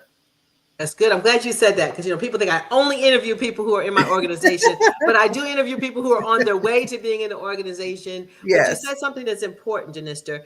Even though you're not with us, you are still working with another organization that is helping you. It is important for business owners Yes. to understand you can't do this alone, right? Right. Businesses fail at a rate of 50%. You know, in 5 years, 50% of businesses will be out of business, right? Because they're Right. trying to do it alone. They're trying to use their money, their grandparents' money, auntie's money. That is not the way you grow and scale a business, right? So when there are free resources out there, or resources that might cost a nominal amount of money, tap onto them so that you can really move yourself along faster. It's just a faster Right. way to get where you need to go. And my Right. organization is nationwide. We provide, actually, we're international. We have chapters internationally, South Africa and Canada and China and Australia. So there are opportunities for our business owners to link up with different organizations. When I was a business owner, we were woman-owned, minority-owned, 8A certified. We were small business certified. And so you get every certification that you can so that Right. you have those helping arms out there to help you grow. Talk to me, Janister, about things that you would have done differently, because it hasn't been all roses. I know that, right? You're Right. standing up, you look good now, but what about the pitfalls that you faced as you were building your business? Building my business. Well, my business is 4 years old. And I wish I had have stepped out a little bit sooner than I stepped out. No turning back now, but it was just a fear, that first step. I wanted to, this is a vision that I've had 15 years ago, and I've had mentors tell me to just do it, and I didn't do it. So I wish I would have stepped out a little bit sooner than I would have. So I would suggest, don't have the fear. I think once you take that step, you're going to move forward, and even with all the challenges that may be ahead. The challenge that I have right now is more so of being an African-American female in the tech industry is still run by a lot of, white America. So when I step into the room, they don't know exactly how to take me at that particular time. So I'm having to really understand exactly the room that I'm in, and of course, got to make them feel comfortable with me being in the room. Yeah. When you step in the room, somebody's going to ask you to get them a cup of coffee. Exactly. Right?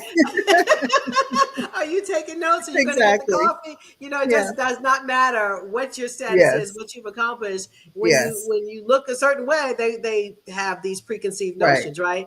And so you have to come to the table with your A game and ready. And when you open your mouth, they're like, oh, okay, she's not getting the coffee, right? Exactly. Yeah, don't get me wrong. I've met some really nice people out there, and they're willing to help. But those one or two, sometimes they scream the loudest, they talk the loudest. So I have to make sure that I am prepared for those folks. So yes, I have to be, 110% ready with the skill set that I have to bring to the table at all times. So you didn't start soon enough, but you had mentors, right? So those mentors helped you to walk out and take that leap. Talk to us about the importance of having a mentor. Oh, wow. A mentor can help you. They're a sounding board. They can help you redirect. They can motivate you.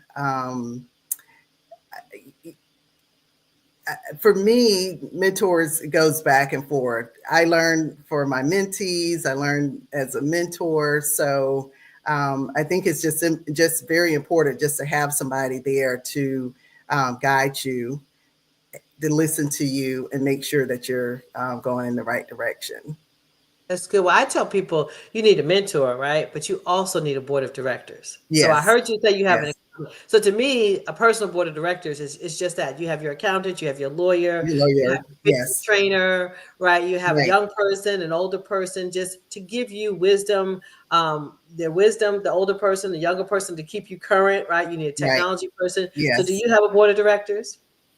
I do. And they're really close friends of mine. So they tell me what I don't want to hear a lot of times, and they'll guide me in my direction. Yes. So I have a lot of allies that I, keep very close and dear to my heart. And hopefully they do the same for me, to know that, whatever they're saying, it's just pivoting me in the right direction. That's good. That's good. I also tell people that your board of directors needs to be diverse. Right. So they can't all look like you. They can't all think like you. So I'm glad you said that your board of directors challenges you, right? Because you don't want somebody to say, oh, no, that looks good. That looks good. Yeah, exactly. And it doesn't really look good, right? Because they just don't want to make you feel bad. But you do need those people who are going to challenge you. Absolutely. Yeah. Absolutely. Yes. So now let me ask you this. I know it might be soon in your plan. You said you're 4 years in, but do you have an exit plan? What is your strategy moving forward? I would like to grow my business to a point where I could sell it and be able to work only 5 hours a day or a couple of days a week. But my exit plan is to be able to, grow bigger to where I could sell it and be recognized at a larger scale, and be able to, I would like to move it to someone that is just as passionate with technology that I am at this point. So I love the fact that you said you were going to design your own software. My neighbor designed Norton Utilities, right? And he said, when I talked to him about it, he says, I took my last $30,000 and created the software, right? And then, eventually he sold it, right? So, having that software behind you could, end up being that thing. You might sell your business, but yet the software is bringing in revenue, or you sell the software to someone else and it catapults you to the next level.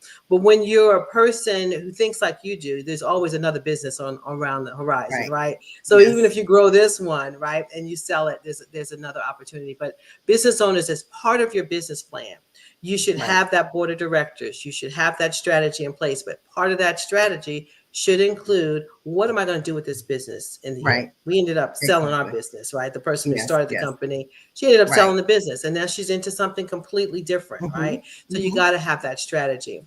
I want to go back to favorite stories, right? So you told me one story about how you're helping a customer. Tell me one more story. Tell me your favorite story of a solution that you provided for a customer. Solution that I provide. Oh gosh, it's been so many. Which one do I want to go to?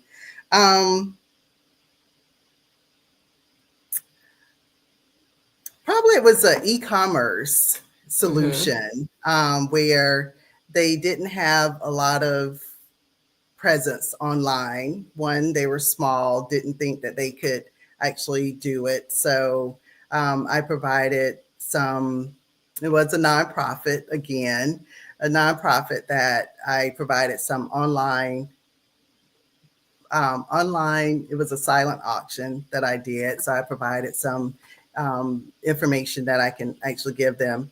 It was during the 2020 when we were in the pandemic, so they weren't able to fundraise on a normal, you know, dinner, gala, luncheon. So we created an online presence for them, so they were able to continue to raise money to be able to continue their operations at that particular time. Okay, and so where did you take them from? Were their fundraising efforts much lower before you started? They were much lower, and I really had to change their mindset as well, because the goal that they actually had was very low.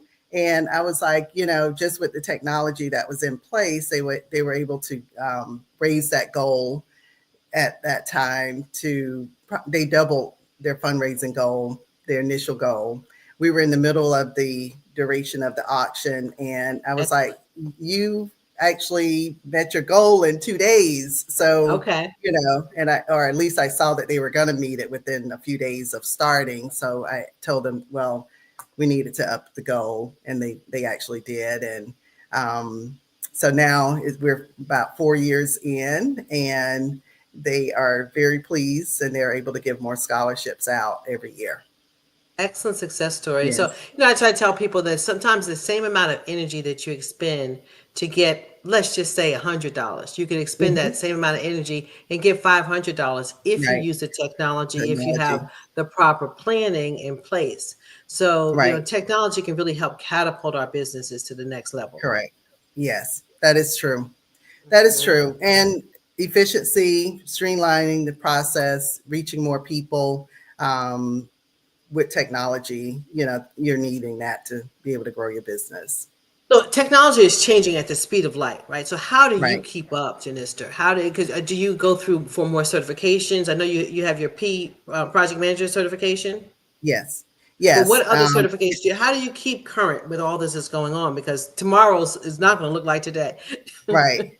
Well, you know, I'm always online reading a lot. Technology is my reading when I go to bed at night. So just engross myself into the technology, and there's learning platforms that I can do very simple. You know, LinkedIn has a learning center that I can read an article and get up to date pretty quick on exactly the new technology is out there.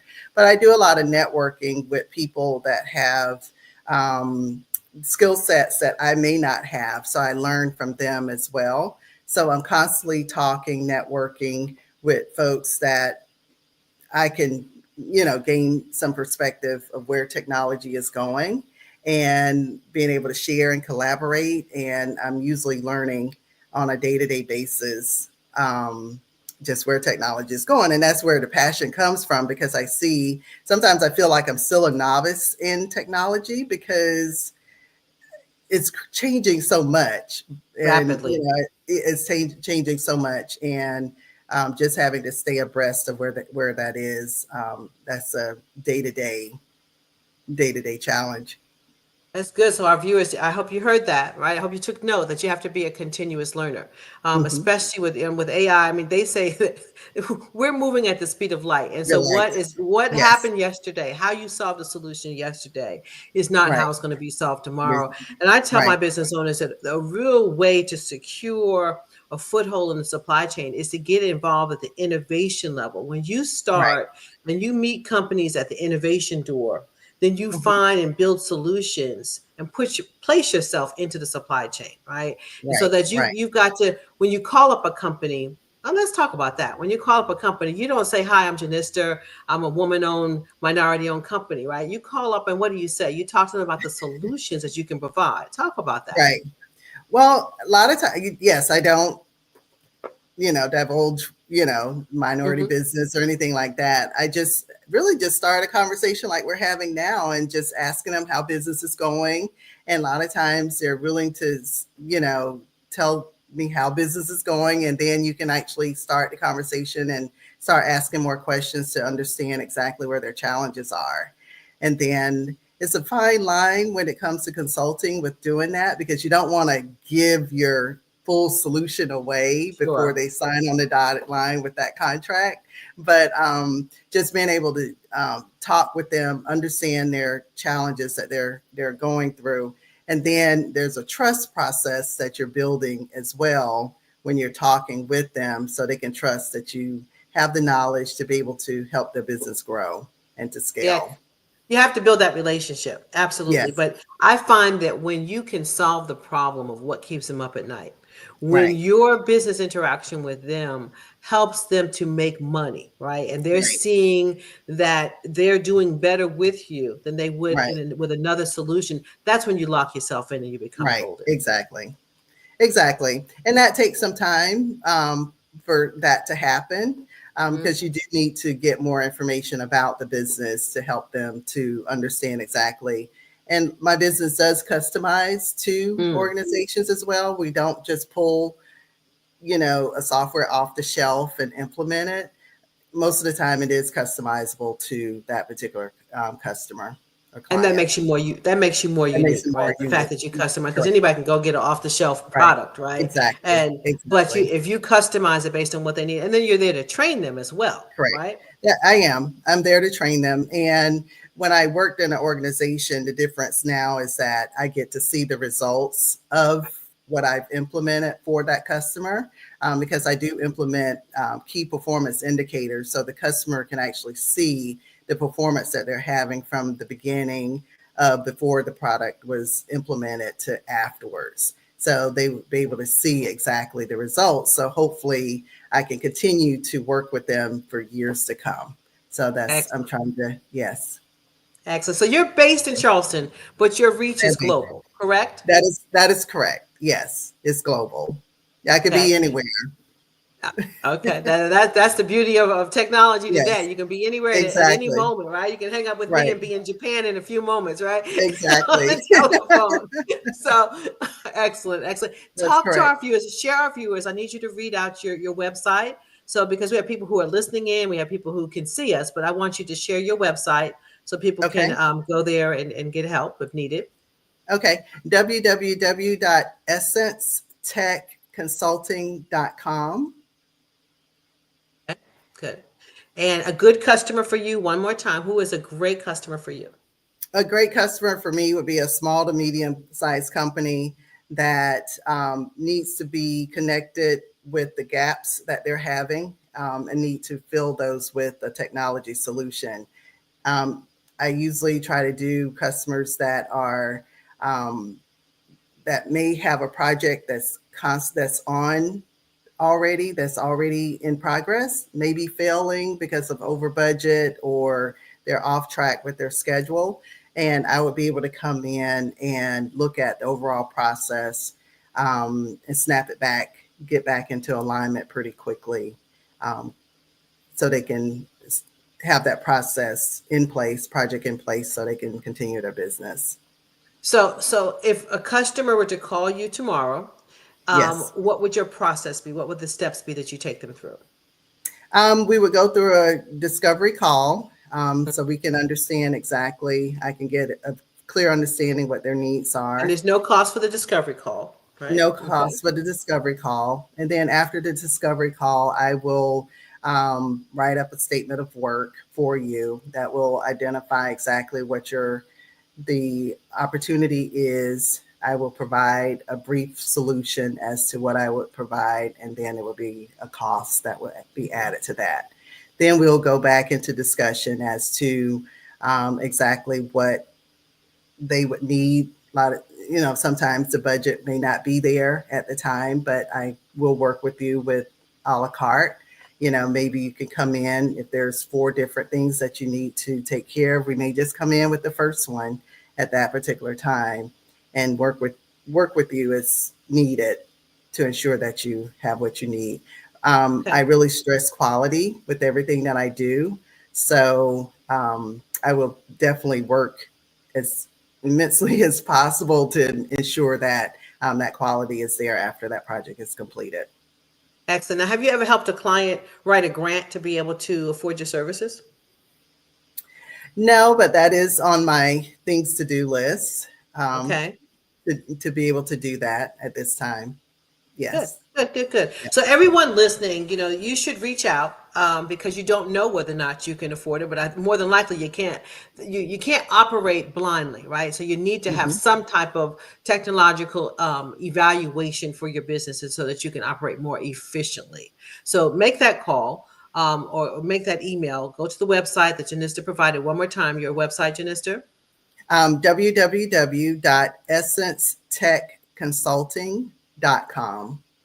Great. We're going to put that out there. And so we'll end with where we started. If someone wants to help out the young ladies that you're passionate about helping, is there a nonprofit that you want them to go to? Is there a website there? It's Pace Center for Girls. Okay. There's one located in Tampa, Florida, as well as Jacksonville, Florida.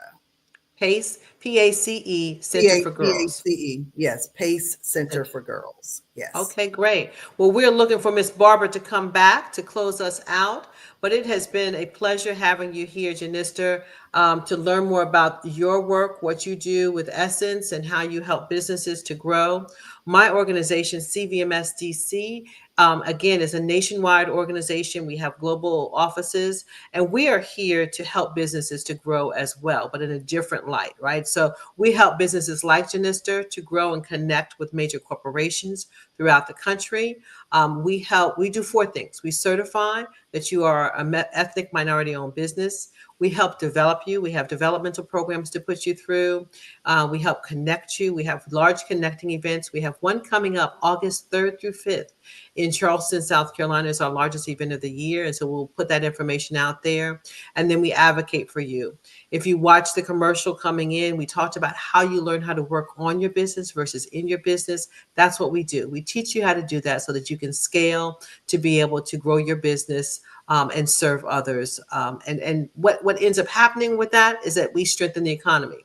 As Janista's business grows, she's able to hire other people. And when she hires other people, they're able to put their kids through college, pay taxes, buy houses, and all in all, it strengthens the economy. So that's why we do the work that we do, to make sure that we are growing the economy, that we're helping others to achieve. As Janista said, she gives back. She reaches back to help young girls. We reach to help businesses, to help young entrepreneurs so that they can grow and scale. So with that, Ms. Tamika, how are you today? Good morning, ladies, and thank you so much for that wonderful presentation that you gave, Ms. Janista. Thank you. Very valuable. Very valuable and very helpful. And thank you to Dominique as well. That was wonderful. And I just wanted to say thank you for having you both on. And remember that genius is common, and I'll see you on the other side. Genius is common, and we will see you on the other side. Thank you so much. Thank you, Janista. Okay, thank you. All right, so now it is time to help promote scholarships. So the Black Business Expo's mission is to raise funds for high school seniors going to college or K through 12 entrepreneurs. This expo is a fundraiser for students. You may go to www.blackbusinessexpousa.com to donate to the scholarship fund, or you can use Cash App that's on the screen below and say $BBXUSA. Our goal is to give laptops and up to $5,000 to 10 students. Students can register online at www.blackbusinessexpousa.com. And every dollar counts. So we want to remind you to donate to the scholarship fund. We want to thank our Black Business Expo USA sponsors for September of 2024, NC-100, Suede Soul, Carolina, Virginia Minority Supplier Development Council, Step Management, Margie McLean Foundation, Inc., Genius is Common, Executive Women's Success Institute, The Quality Coaching Company, Superwoman Business Services, Creative Force Studios, Lee Entertainment, Black Business Olympics, Artistic App Design, Banks Law Firm, Black Business Expo USA, and remember that genius is common, and I'll see you on the other side.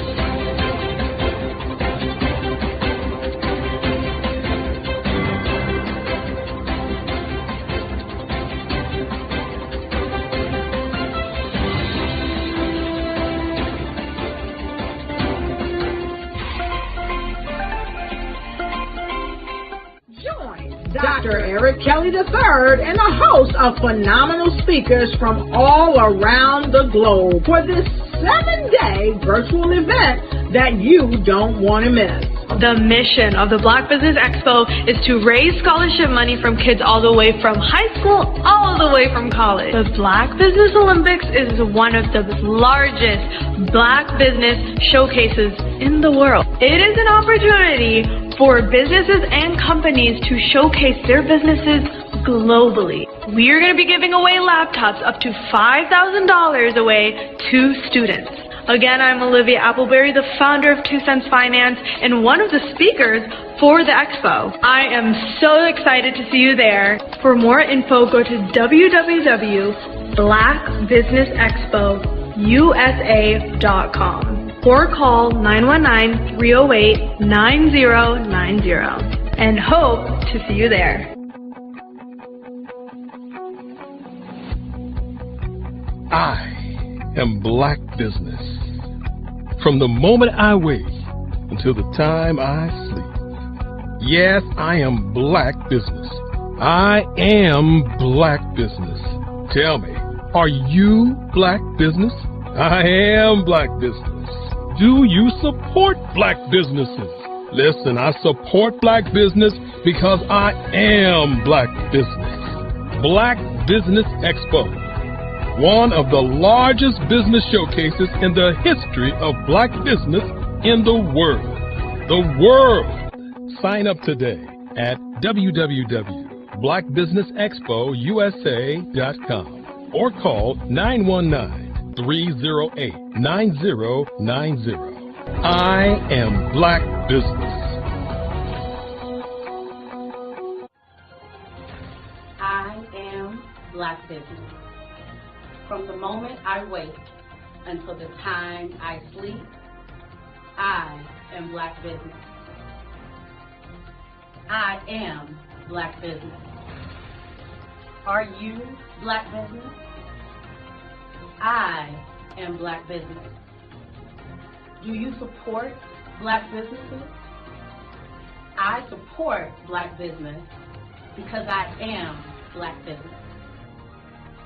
Black Business Expo, one of the largest business showcases in the history of Black America in North Carolina. Join Dr. Eric Kelly III and a host of phenomenal speakers from all around the globe for this 7-day virtual event that you don't want to miss.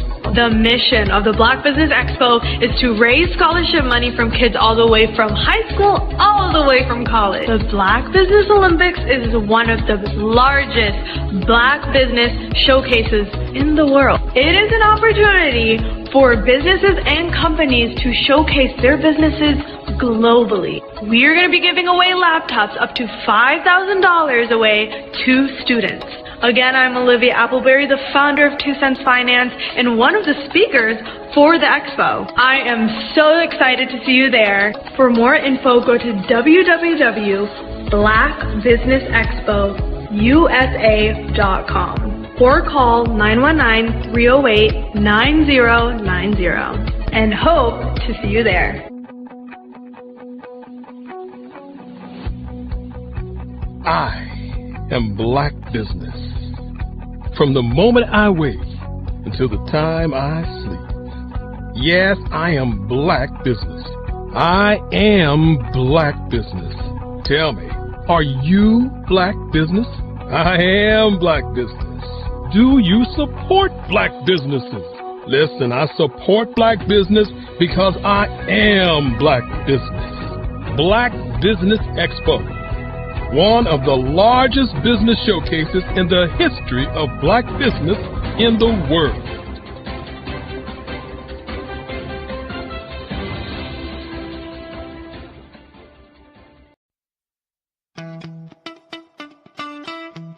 How many times have you been asked to help someone you didn't even know, a student, a business entrepreneur? Or did you ever even ask, where did they end up? That business, that friend, that entrepreneur.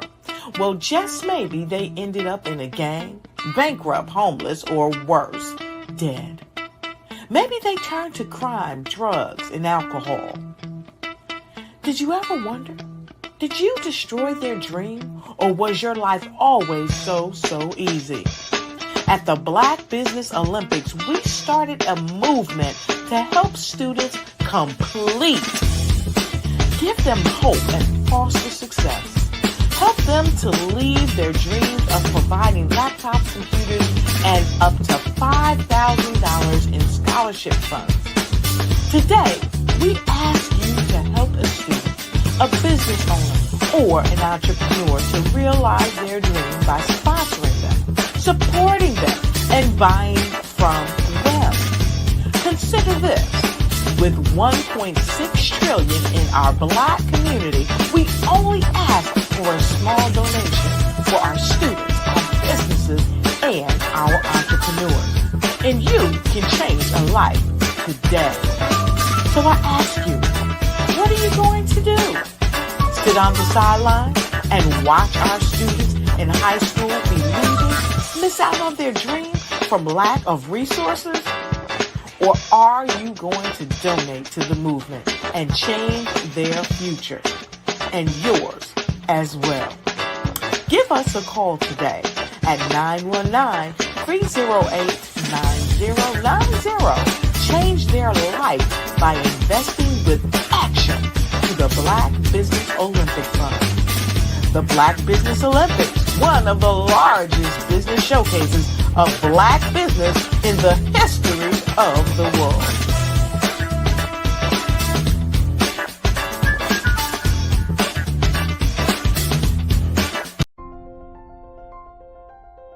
What if you could build your own city? A place where every child can find nurturing people to help them achieve their full potential. A place where every adult can access job training support, where health education is abundant, where social justice ruled the land. A place without limitations. Welcome. You have arrived at STEM City, USA. It is what every city should be. A safe and trusted community where you find people and resources to help you become everything you are and beyond. STEM City is unlike anything you have ever experienced. It is a digital twin of the world around you, only better. STEM City is about energy and soul renewal. It is more than a digital world. You can almost feel the power of live cultural events, music, and theater. STEM City promises a better future for children with caring mentors and hands-on activities with dedicated tutors to support our youth. STEM City is your passport to a healthy lifestyle with weekly events addressing our community's many issues. STEM City is your financial well-being with helpful information on wealth management, career advancement, job training, and so much more. STEM City is the community you deserve. It is the city where your dreams can come true. STEM City USA, a place in the sky that is accessible to all who reach for the stars.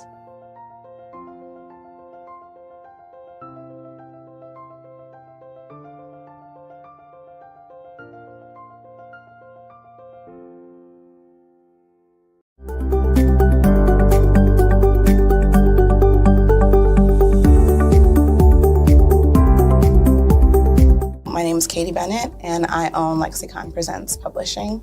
We are a publishing and media company that helps you take your story and share it with the world.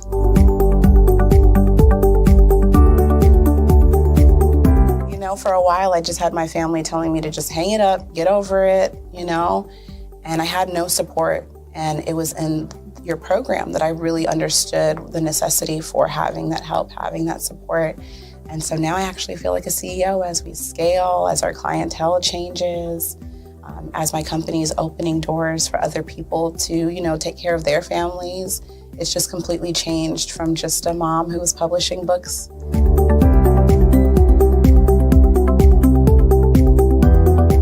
I was at a point where my job, although it was paying really well, wasn't enough. And my business was always in the red. And I was tired of it. And so I came in just hoping to get some sort of help to just not end up in the red every month.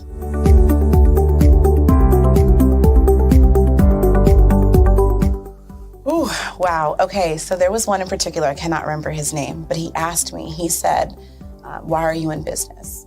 And I told him that I wanted to make a difference and I want to help my community. And he let me ramble on for a while. And then when I was done, he was like, okay, all of those things are great. They make you a humanitarian, not a business owner. And he was the one who told me, he's like, you know, you have this great service and you're offering it at like a great value price.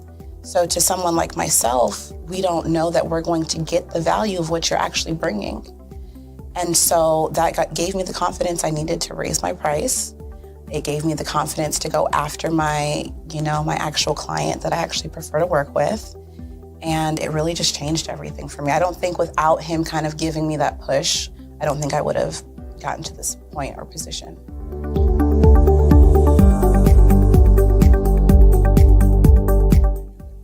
Wow, the benefits is just having a coach that holds you accountable. They set goals with you.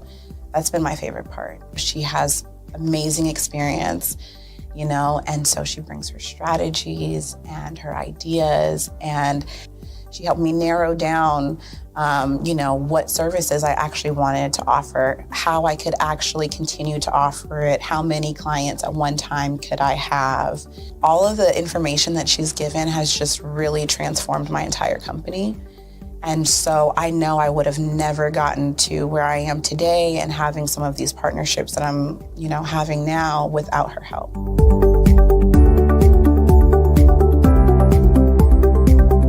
You're going to get information that you're not going to find on YouTube. You actually take the time to strategically give us the information, then give us time to actually apply it. I would also say that so that you're not just out on a ledge alone trying to figure this out. Like, you deserve to be in a community with other people who also want to grow their business.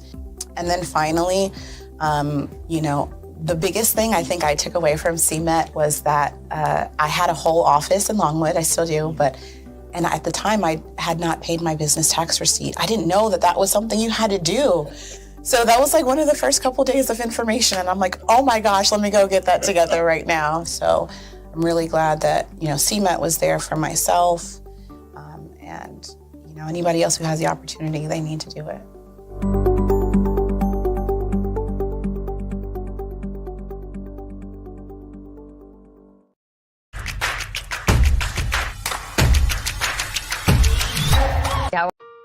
Hello, this is Israel, and I am CEO of Daydreams Interactive and author of Princess Planet. So, genius is common, and as a kid, I loved to daydream. Even as an adult, I loved to daydream. And when my daughter became 6 and loved princess characters, but we just could not find the diversity that showed her, we created our own characters. So, for instance, you have Princess Nulu right here. Princess Nulu is from Uganda, and her genius is that she loves to take care of animals. She can actually even listen and hear what they say. And then we have Princess Isabella right here. Princess Isabella, she's from Cuba, and her genius is biochemistry. One day she hopes to eliminate disease. Then we have Princess Nia right here. And Princess Nia is based off of my daughter. And she wants to be the greatest dancer alive. So that's her genius. So what's your genius? My genius is my imagination. Genius is common.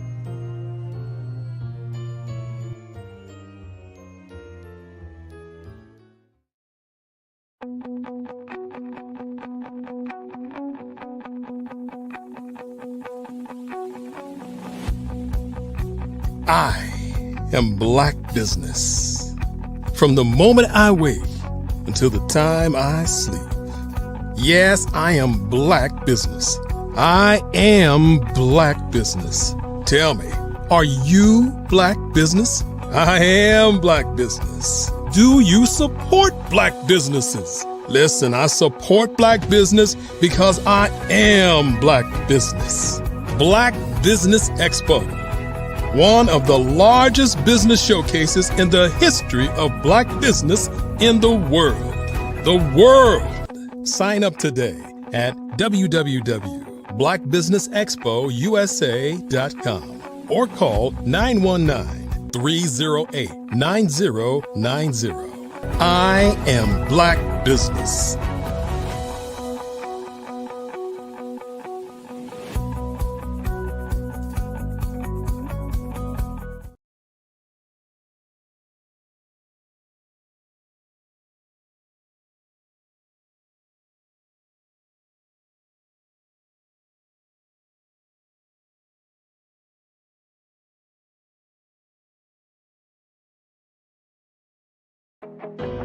I am Black business. From the moment I wake until the time I sleep, I am Black business. I am Black business. Are you Black business? I am Black business. Do you support Black businesses? I support Black business because I am Black business. Black Business Expo, one of the largest business showcases in the history of Black business in the world.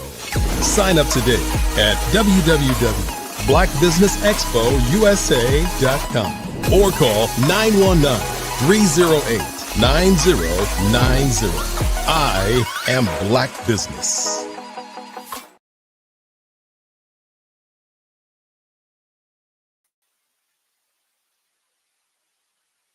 All right, so I am your host and moderator for this session, Nika Murray, and the Black Business Network is a 24-hour business network showcasing Black businesses, business owners, entrepreneurs, and thought leaders worldwide. We have speakers from North Carolina, London, Singapore, Africa, Japan, and cities all over the United States. The Black Business Network is a global sharing community, sharing its business knowledge to empower, inspire, and educate businesses about business. And here we have, coming up, our next speaker is David Chambers. And Sensei D.E. Chambers has been in martial arts for over 25 years and holds a 4th degree Black belt, as well as being a full-time career as a chief instructor of the Northside Karate system, including being the owner of Northside Karate in Houston and Beaumont, Texas. And he serves as a martial arts tournament promoter. So please, I present to you Mr. David Chambers. Hello, hello, hello. Oh, good morning. How are you? Fantastic, fantastic. Pleasure to have you here with us. My pleasure. So, how was your weekend? How was everything? Or did you start off your day really well? The day started off with a bang, getting ready for you. But everything's looking good so far. We got a great plan for this week, and so far it's moving prosperously. Oh, wonderful. I'm glad to hear it. All right. Well, let's get started. After that wonderful introduction, The folks are ready to hear you. So what inspired you to start your business? Tell us about that. I would have to first start off with when I just loved teaching. So that was something fun to do. And one day I was in class, working out, having a great time, just doing karate as a hobby. That was a fun thing. That was, excitable. And I get to go kick and punch. So that was fun. That's always fun. Always fun. And then I had a instructor. He was teaching and he was working with all of us. And then he would do one at a time and say, hey, go, you go, you go, you go. And each person would go, and then he would maybe comment on their progress. Well, there's one particular student did not actually do that well every day. And it was always seemingly a hard time for that young man to actually progress. And then I took him to the side one day and actually worked with him. And then the next day, the instructor made a comment on how he did much better. I got a high from that. I thought, oh man, this is wonderful. This is great. And so I think that's how I identified that I appreciated teaching. And then later on, that hobby, and this is so important. This is so important. That hobby became my career.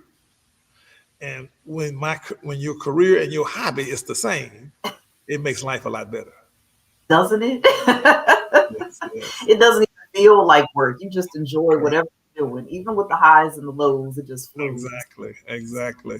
No, I love hearing that story. Okay.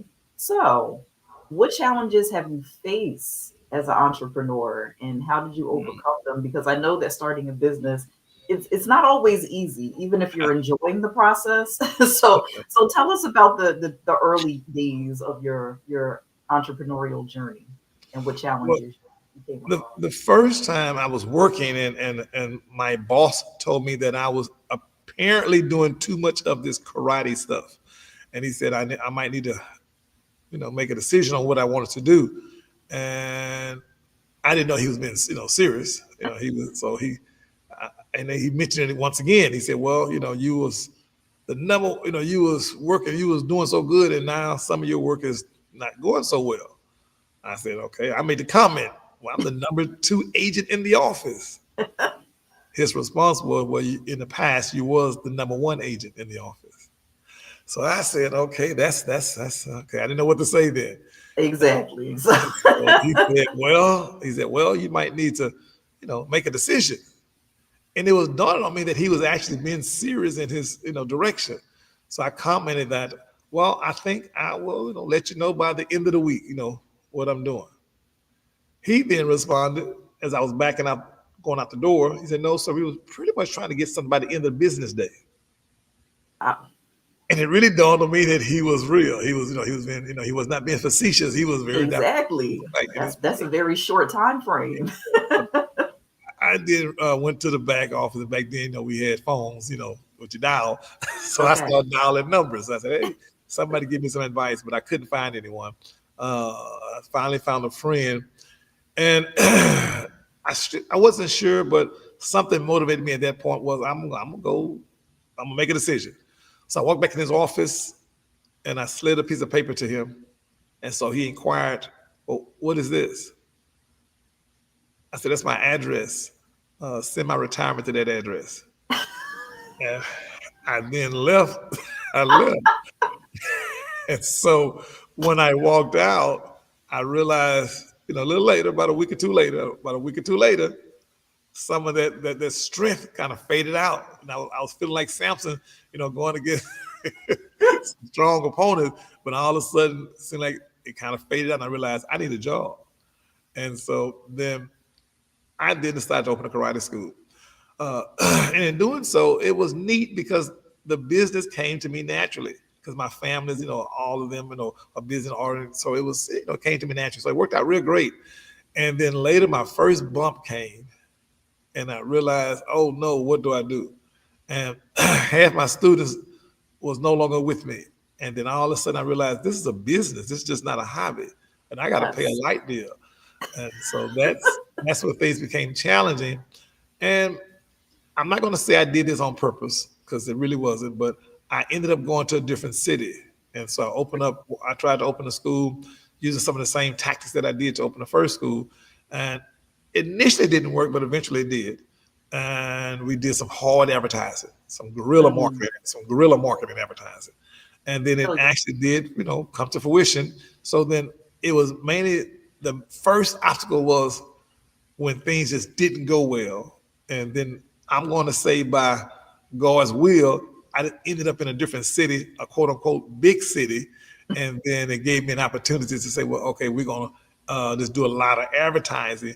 And that's what ultimately got it to work. So the advertising was got me over the first hurdle. And again, I wish I could say it was all done by me. I wish I could say that I had the ingenuity to make it happen, but I think it just happened. Okay. And I just want to ask, what was the move like from the smaller area to the big city? Well, to be transparent, I was chasing a female. So that's why I moved to the big city. So I didn't want to go into that. But so when I did, so the move was by purpose, but it was purpose non-business. And then when I got there, I realized, okay, I need to do something. So then when I started the business part of it, it then worked out well because I had more opportunity to talk to more people. We were going to school districts and going to just several companies from being in a smaller city. It was, it's kind of, they knew my last name, so they gave me opportunity in the smaller city.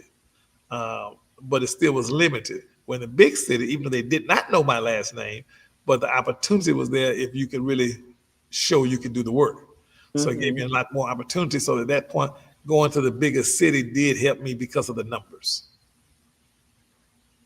Oh, that's good to hear. And what city did you end up settling into? Well, I went to Houston, Texas.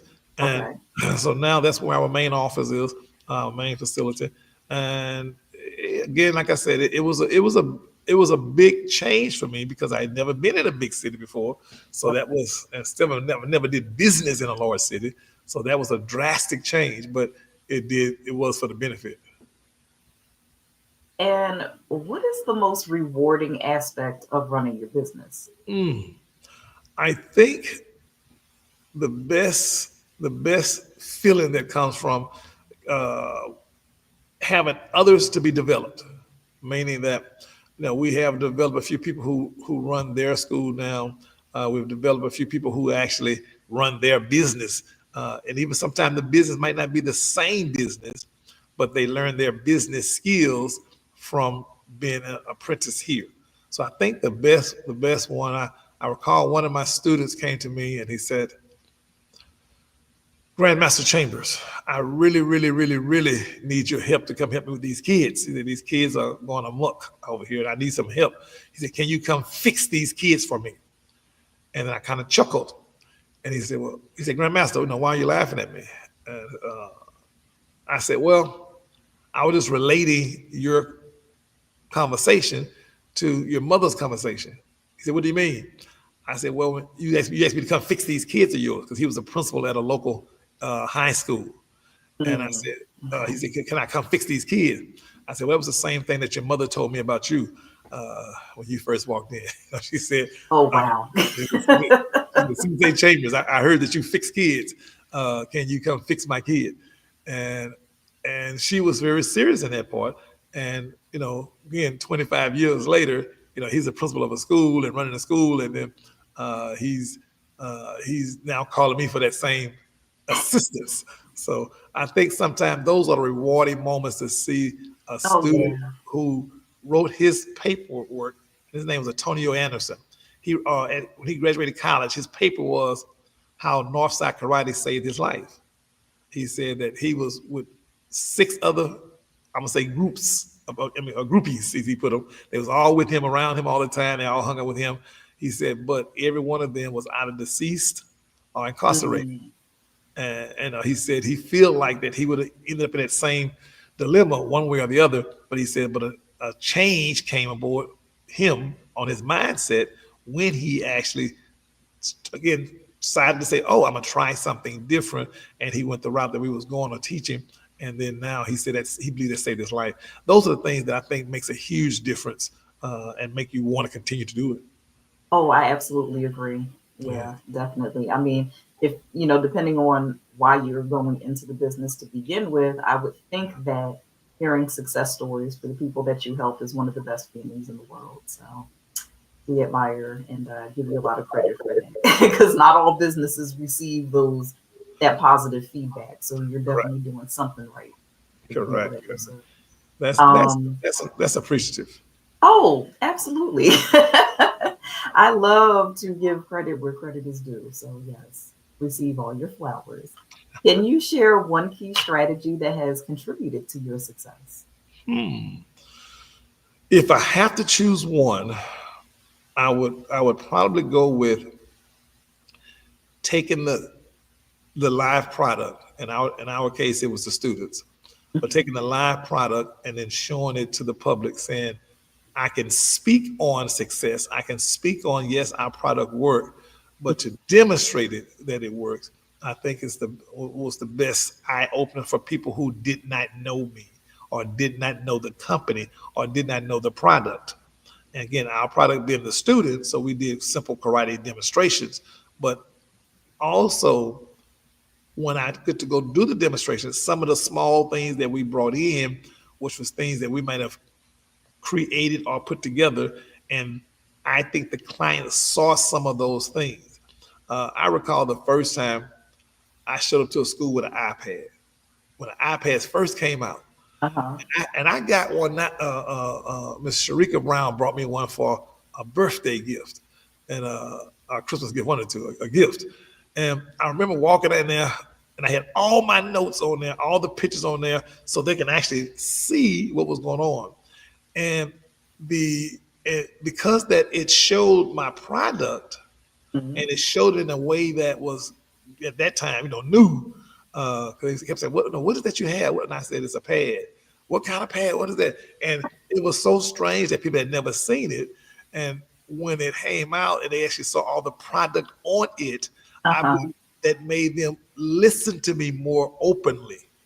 So again, I think sometimes demonstrating the product, whether it be the actual students as I had at that time, or whether it be some of the innovation that we use to actually demonstrate the students.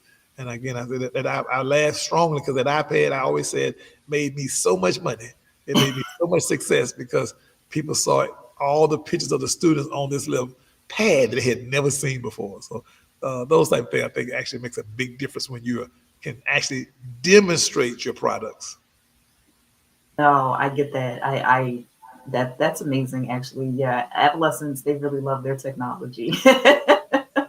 And anyone who works with adolescents will know that. Their faces light up. Because a lot of times, I've seen this with parents, and I've seen it with the students that I've worked with myself, that a lot of times they'll know how to work it better than the adults do. You just give it to them in a few minutes, they already have it mastered. So yeah, that is true. Yeah, and that was a genius way for you to do that, to get your message out there. So, all right. How has your industry evolved over the past 5 years, and have you adapted with it, or how have you adapted with it? Very bumpy. My adaptation was, I've always fought against it unsuccessfully, but nevertheless, I thank God that I have people around me that says you should go ahead and do that. You should move forward. You should try this, because I honestly was comfortable in the steps I was taking, and I was comfortable with the results that I was getting until I wasn't. At one point, the results started changing, and this was recently. This is in the last 24 months, and I've had to make some drastic changes. Now, one time it was just technology, and that's been the majority. That's been the majority of the changes, but I'm blessed. One example would be I produce karate tournaments. Okay, and as a producer, that's one of my jobs. I know I produce events. Now, when I produce tournaments on a regular basis, then when COVID hit, it just stopped everything. I recall, because I'm also a president of an organization that governs tournaments. And I recall I had to make the announcement that we're going to now shut down our organization. That was horrific, because right now we can't meet in large groups. And so right now we're going to stop. I think what happened was the NFL said, we're going to stop. I said, well, man, the NFL stop. That's a big deal. Yeah. We no longer going to do it. Then the NBA, then they stopped. I said, oh man, I'm going to stop for real. You know, so I can't say that. So then I made the announcement that we are going to stop hosting events. That was traumatic because I'm not sure only myself, but all the producers that was working with me. That's how they drive that a large part of their revenue. And the biggest blessing came from that because we went from in tournaments, kicking and punching, in gymnasiums or hotels, in there going strong, till we created it to be online. So then we went from, I somehow I said, wait a minute, I know at one point in life, I moved to Africa just for the fun of it. I lived out there. I know that's true. Just for the fun of it. What part of Africa, if I might ask? It was Lagos, Nigeria. Lagos, okay. Nigeria. All right. And I went out there. It was intriguing, and I stopped doing. I didn't stop teaching martial art, but I was teaching it via Skype. Now, some people might not know what Skype is, but I remember. You remember, so thank you. So you with me then? Okay. So I was teaching my classes via Skype, but that kind of clicked when the pandemic came. I said, well, wait a minute. Now, this is not unheard of. You can do this. And I brought it to a few people, and they said, no, that's not realistic. So I brought this one lady named Miss Short, Sensei Short. She said, oh, I was thinking about something like that. You can do this, this, and this. So we mind jailed for a little while, and then we came up with her ideas and my ideas to do a karate tournament with everybody at their house. Really? And then how did that play out? It worked out. I'm just curious. Fantastic. Because everybody was in their house. They then made some type of chalked out area for where they would compete. And they would do their forms or their weapons or their self-defense. They would do it in that spot in the living room or in the garage or outside. And they would video it live. And so we would go to each video one by one, and then they would all compete. Then I had the judges to go live from their house and then score each one of these. And then all of a sudden, I brought it to my organization, and my organization rejected it. I said, "Why?" I said, "I thought it was the same since sliced bread." And they told me no. Just non-belief. The pandemic, the mindset was closed. It was everybody was in a horrific way of thinking, and it's like the sky's falling. The sky's falling. They was in that mentality, and so I said, well, the next event is my personal event, so I'm gonna do it anyway. So since we closed down the organization, so it's on it's on halt. So it should be nothing to prevent me from doing my own event this way. So I did it. It was lucrative. It was almost organized. It was complete. It was complete. So then I started getting phone calls. Hey, can we do that? Can we do this? And then we actually booked a tournament every weekend for the rest of the year. Wow. Do that because some of the other producers had missed their date. So we put it on there, and it filled our calendar for every weekend. We had a tournament somewhere, but it was all done online. So when I say innovation is amazing, when I say technology is amazing, and I'm not the person to go with technology, but that was something that worked out so well because it allowed us to even have a state championship via internet. And at that point, because we went out and got people from Florida and UK, all kind of people, because it was all virtual. So I love hearing that. Numbers increased. So it was wonderful. So again, that was when you started talking about adjusting. I want to say that probably was the biggest adjustment that I ever made for us saying how to keep going in a hard situation. So that type of innovation, that technology, does that still continue to play a role in your business today? And it does, even though Okay. it's different.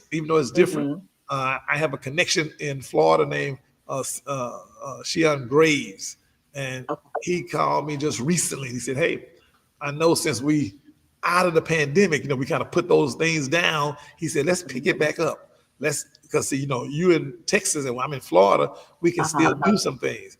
And so he and I agreed to, yes, we're going to continue doing it, and one other individual. So it does have its place, even though it might be different, but it does have its place, and then we're going to utilize it in that way. Fantastic. I love that. And I love the fact that you're able to do things remotely and online, because honestly, that I don't see that ending with businesses anytime soon. I mean, look what we're doing. I'm in Massachusetts and you're in your state. So, it's the way that we're going, but it definitely serves a purpose, and I love that. Yes. I really do. How do you balance your work and personal life as a business owner? So I was doing. Is there any balance? That should be the better question. Is there I've any answered balance? all the questions away. I'm about to falter. I don't do a good balance. I don't. Okay. Because why? Well, again, it's gonna sound bad, but I don't have a good answer.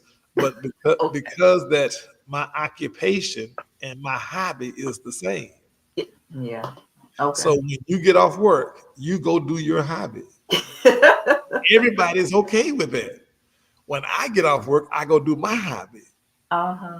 Everybody don't feel the same about it. It's like, well, you've been doing it all day long. Why you want to go back to it? Because it's my hobby. You want to do your hobby, allow me to do mine. So I'm excited about my personal and my business, but other people might not be as motivated, because it appears that I do the same on all the time. But it is what I wish to do. Of course, yeah. So that balance, it's according to what glasses you use to look through, but identify, is my balance in line or not? Okay. At least you were honest, because some people would try to sugarcoat it and be like, "Oh, well, I do this and I do that." He's like, "No, this is my life."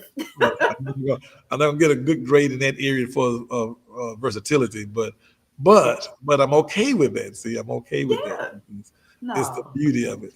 Okay. All right. So, what advice would you give to aspiring entrepreneurs or people that are just in the early stages of building their business? A couple of things come to mind. Without a doubt, you need a mentor. I didn't have a mentor for, say, in the business. And so I made a lot of trial and errors. And then every so often I got some good advice. But because the good advice was coming from a friend or coming from a business person, I didn't always look at them as a mentor. So I didn't always take their advice. Okay. Now, and so what happened was I should have took their advice. So I slipped during that time frame. And then I made up the ground by going faster. But because a wise man does learn from his mistakes. But a wiser man learns from other people's mistakes. So if you want to be doing a business, don't go out there to make your own mistakes. It used to be wise, now it's no longer wise. To make your own mistakes is no longer wise. You should, this day and time, it's too easy to get a dictionary. And see, the dictionary now is to Google. Dictionary now is what we're doing right now, virtual. So the dictionary has expanded. So it is no longer wise to make your own mistakes. So if I wish to roast me a duck, I can just push Google and get all the information I need. If I want to change my engine in my car, I can just go to Google and get all the information that I need. So it's no longer wise to make your own mistakes. And with that being said, if a new person comes and says, I want to do a business and I want to be a part of something successful, then first thing I say is get a mentor. And then after that, then utilize the many, many resources that are available. Sometimes in searching out the resources, it's a lot of legwork, but that is the best success. is to gather the information and then afterwards, then utilize the information along with, say, martial art as a business. In about 3 weeks, I will open a restaurant.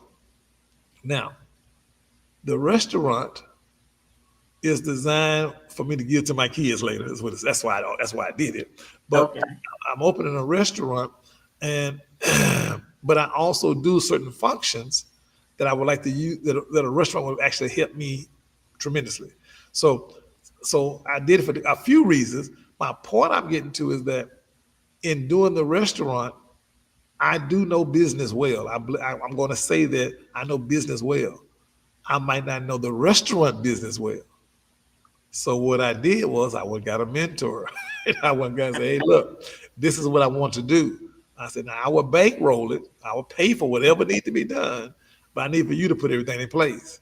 So my partner, he's put everything in place, and some things he's doing, I have no idea what it is, but I researched him. He's good. He's following through with the things we have discussed, and I'm excited about that will happen shortly. They actually finish it this week, so I'm excited about that. But as a business, then you got to be not wise, but wiser. And so again, my last advice on that would be get a mentor, get someone to work with. I want to say get a partner, but everybody can't get a partner. Everybody not strong enough mentally to do that. But getting somebody that can give you advice that's familiar with the business, familiar with the industry, and that's pretty good at it is by far the best advice for a new entrepreneur that's moved forward. Say, I want to start life in this life. That's the best advice you can take. And that goes into my next question, which is what partnerships or collaborations have been vital to your growth as a business? That is a long list. in mine, it's the school districts. Okay. We do a lot of work with the school districts where I spoke to my son. I said, the business for the karate students, the numbers are low. And I said, so we have to do something about that. So we tried several different things unsuccessfully. Like, these are the things that worked yesterday, but for some reason they're not working now. And I was gung-ho on saying, let's keep doing it. And I kept doing it, and it kept not being successful. So I said, well, we need to figure something out. So one thing that was successful was connections, the relationships, which is a major part, something like the mentorship. The relationships are extremely important. And the relationships, I believe, was kind of connecting me to the different school districts. And that was a major part of the success, because I told my son, I said, now, being that I'm letting you take over in 2026. So because of that, you need to develop these type of connection. And then so in the last 3 months, he's created 13 satellite locations.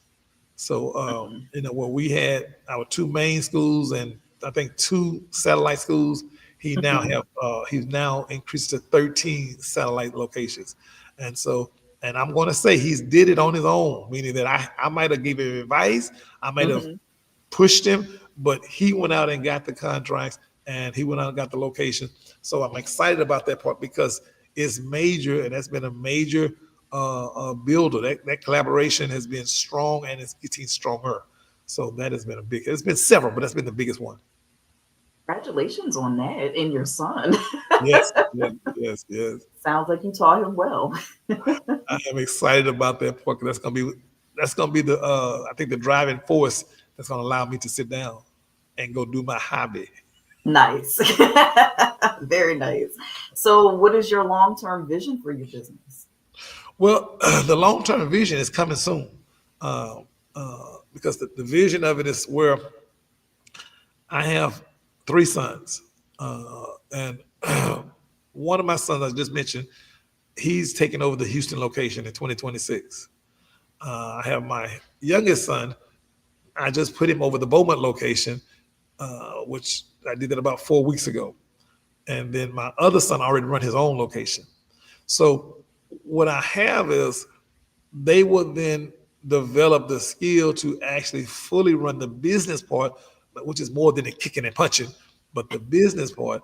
And then as they do that, I will then also share with them how to be the producer. Then when they learn how to do the producing part, then at that point, that is the long term, because now they're doing different facets of the art. They're not only just teaching classes, they are running the business aspect of it. Then they grow in the school, and then they developing these relationships, and then developing other collaborations. And then after they not even master it, after they just learn it, because see, you can do it wrong and still be successful. You just got to keep pushing. That's very true. So I'm not saying they need to master it; they just need to learn it, and then at that point, that makes the long-term goal, because then it's then running without me, and that is my long-term goal, is for it to not need me, so I can go sit down and do my hobby. Look at you getting all your ducks in a row. You just waiting for that too. I can tell. Yes. How do you measure your success in your field? Because I know success looks different to everyone. So how does it look to you? I thought that it was actually, finance, but, that's that. I guess one time when I started making a lot of money, I realized that wasn't it. That wasn't it. When I made a little money, and I realized that didn't stop me, so that wasn't it. So I had to scratch finance. So that was not a measuring stick, and it's good. Don't get me wrong, but it was not my measuring stick. Then I said, well, for me to see other people develop their own, that was a part of a measuring stick. And then the last one I realized was the biggest measuring stick, is what I just stated, was to have a legacy that's real. Now, not just in revenue, but a legacy where a person can start helping other people. A person can take over and it's on automatic, so they can then continue to steer the way of assisting people, and then other people can then assist people. To me, that's a real legacy. And that's what I would consider success. And I love that. I love hearing people talk about legacy, because I think, the money's great, I'm sure, but at the same time, you want something that's going to have a lasting impact. Not that finances can't, but you understand what I mean. Yes.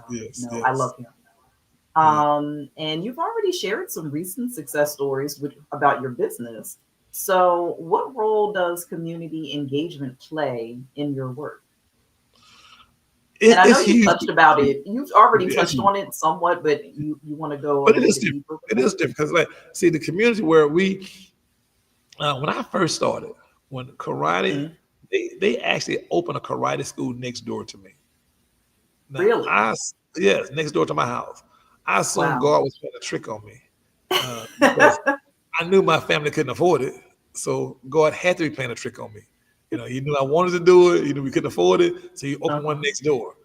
And for a long time, I saw what I call the community walking through my yard in a karate uniform, going to the karate school next door. Oh, wow. As I sit there saying, there's no need even to ask my parents, can we do it? I never even considered asking, can I do it? Because I knew it was not, in the family budget. Now, that happened for a while. And I remember this one dude, he came to me named Mr. Porter. He came to this in an old Cadillac. And when the Cadillac, when back then, when the back of the lights rusted out, I've seen them. He was kind of leaning over to the side. He pulled over and he said, "Hey, you want a job?" And I said, "Okay." And it was throwing newspapers. Oh, wow. He taught me how to throw newspapers, and I threw newspapers. I was going. And that first month, I netted a profit of $60. After I paid him, I collected the money, paid him for the newspapers. I had $60 left over, and I was ecstatic because it was all $1 bills. So I had a big roll of money. I walked next door to the karate school and gave him the $60. He said it was $25 for the uniform, and then $55 for the classes. So he gave me $10 back, and I was ecstatic. I bet you were. God is real. God is real. Now, What happened after that was more impacting. Okay. I was naive, and I was unaware that it was in order for me to pay him every month thereafter. Mm-hmm. I never knew that. Okay. And he never mentioned it. So you got to see what happened now. Not only did he gifted me the martial art, not only did he give me the gift of training, he gave me the confidence that I paid for it. Because I was under the impression I paid for it. Yeah. I was just naive to the fact that I should have paid every month. So from that, we have a unwritten rule for the community. I would never tell a person, you can't come to any one of my facilities and work out because you can't afford it. And with that, we do a lot of things with the community, and the community gives back the same way we give to the community.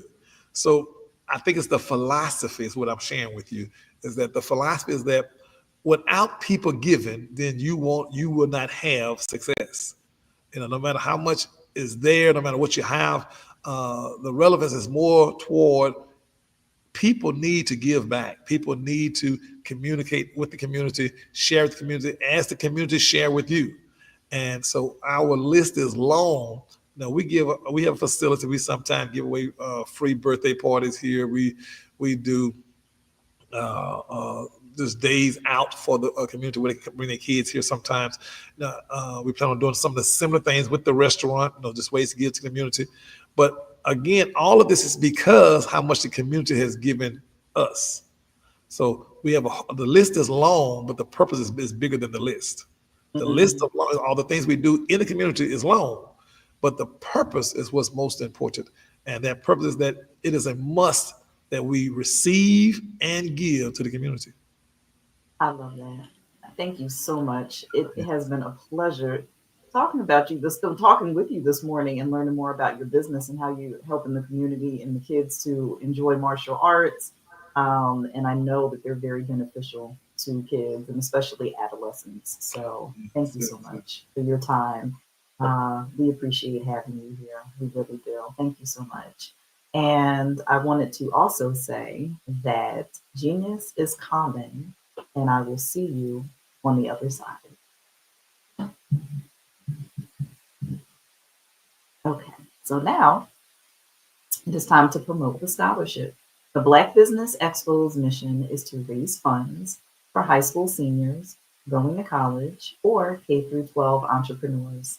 This expo is a fundraiser for students, and you may go to www.blackbusinessexpousa.com to donate to the scholarship fund, or use the Cash App that's on the screen below and say $BBX USA. Our goal is to give laptops and up to $5,000 to 10 students. Students can register online at www.blackbusinessexpousa.com, and every dollar counts. So we want to remind you to donate to the scholarship fund. We want to, give thanks to our Black Business Expo USA sponsors for September 2024, which includes NC 100, Suede Soul, Carolina, Virginia Minority Supplier Development Council, Step Management, Margie McLean, Foundation, Inc., Genius is Common, Executive Women's Success Institute, The Quality Coaching Company, Superwoman Business Services, Creative Force Studios, Lee Entertainment, Black Business Olympics, Artistic App Design, Banks Law Firm, and Black Business Expo USA. And remember, genius is common, and I'll see you on the other side.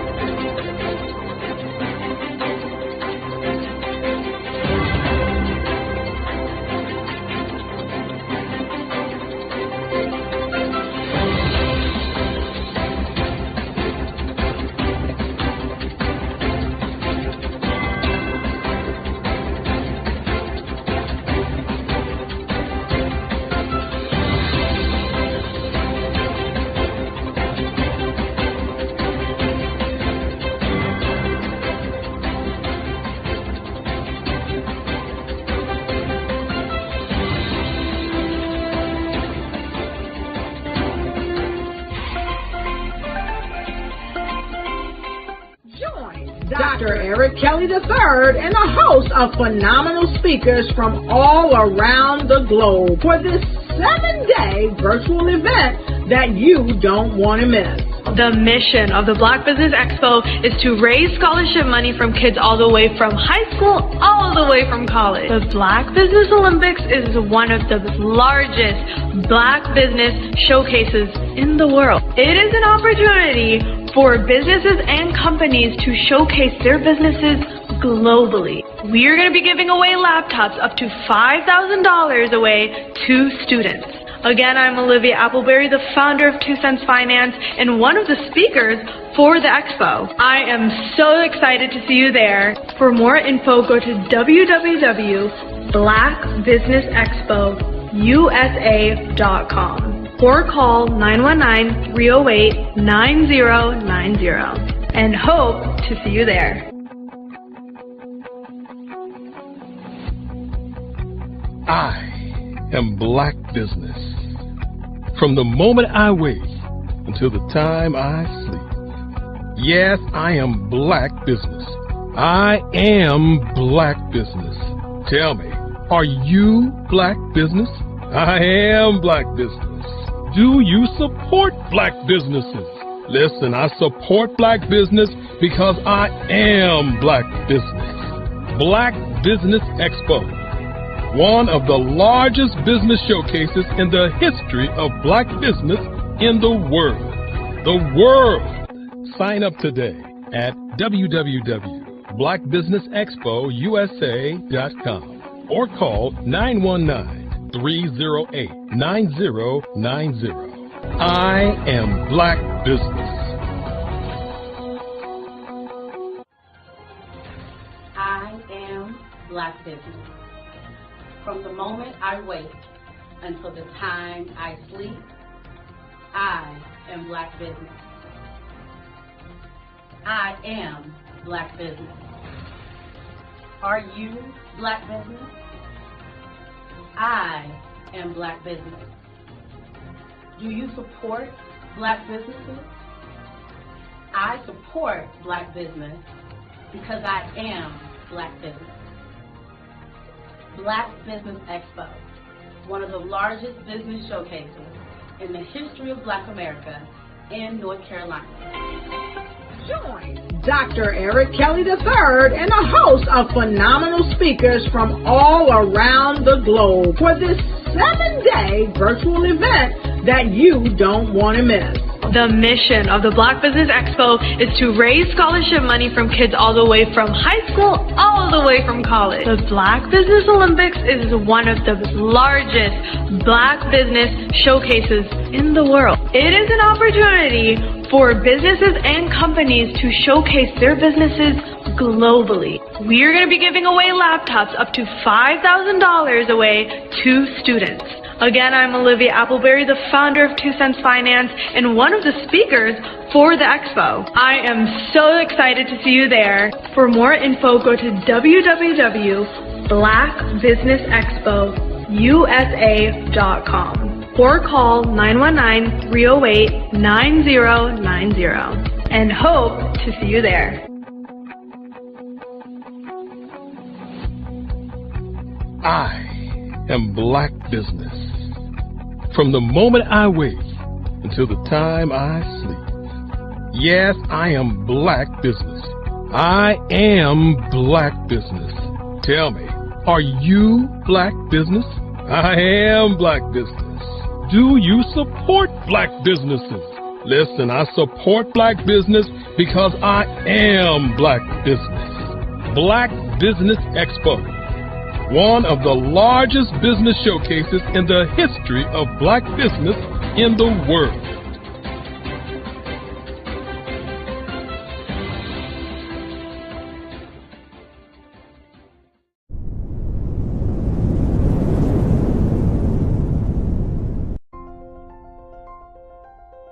What if you could build your own city? A place where every child can find nurturing people to help them achieve their full potential. A place where every adult can access job training support. Where health education is abundant. Where social justice ruled the land. a place without limitations. Welcome. You have arrived at STEM City, USA. It is what every city should be, a safe and trusted community where you find people and resources to help you become everything you are and beyond. STEM City is unlike anything you have ever experienced. It is a digital twin of the world around you, only better. STEM City is about energy and soul renewal. It is more than a digital world. You can almost feel the power of live cultural events, music, and theater. STEM City promises a better future for children with caring mentors and hands-on activities with dedicated tutors to support our youth. STEM City is your passport to a healthy lifestyle with weekly events addressing our community's many issues.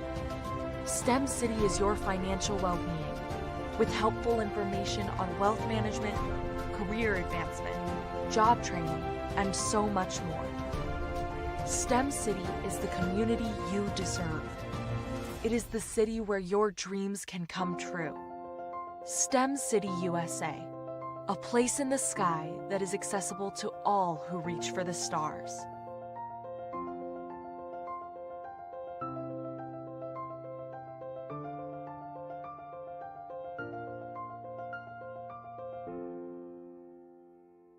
Artist to me is a creative expression of something from nothing. You know, it explodes onto the canvas, or it explodes on in my work. One of the things that I try to do more than anything is I try to just give the lines and the movements and emotions and expressions into what I do. Art really means to me a chance to express how I feel deep down inside. Most of my art begins as a thought that I might have, you know, whether it's sports, whether it's history, whether it's a woman or a man. It pretty much starts as an idea of thought before I get into the actual image of what I'm going to draw. I do a lot of historical pieces. I was a history minor in college, and I love to do history pieces.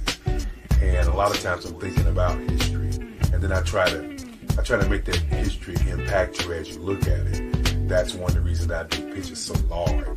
People ask me, why do I do pictures so big? And I tell them, I want the piece to impact them as they're looking at it, to kind of dominate them, dominate their space. And most of my pieces I try to do off page. I don't try to do anything that's going to be in those four corners or in a square. And I want your imagination to be a part of the piece that you're looking at.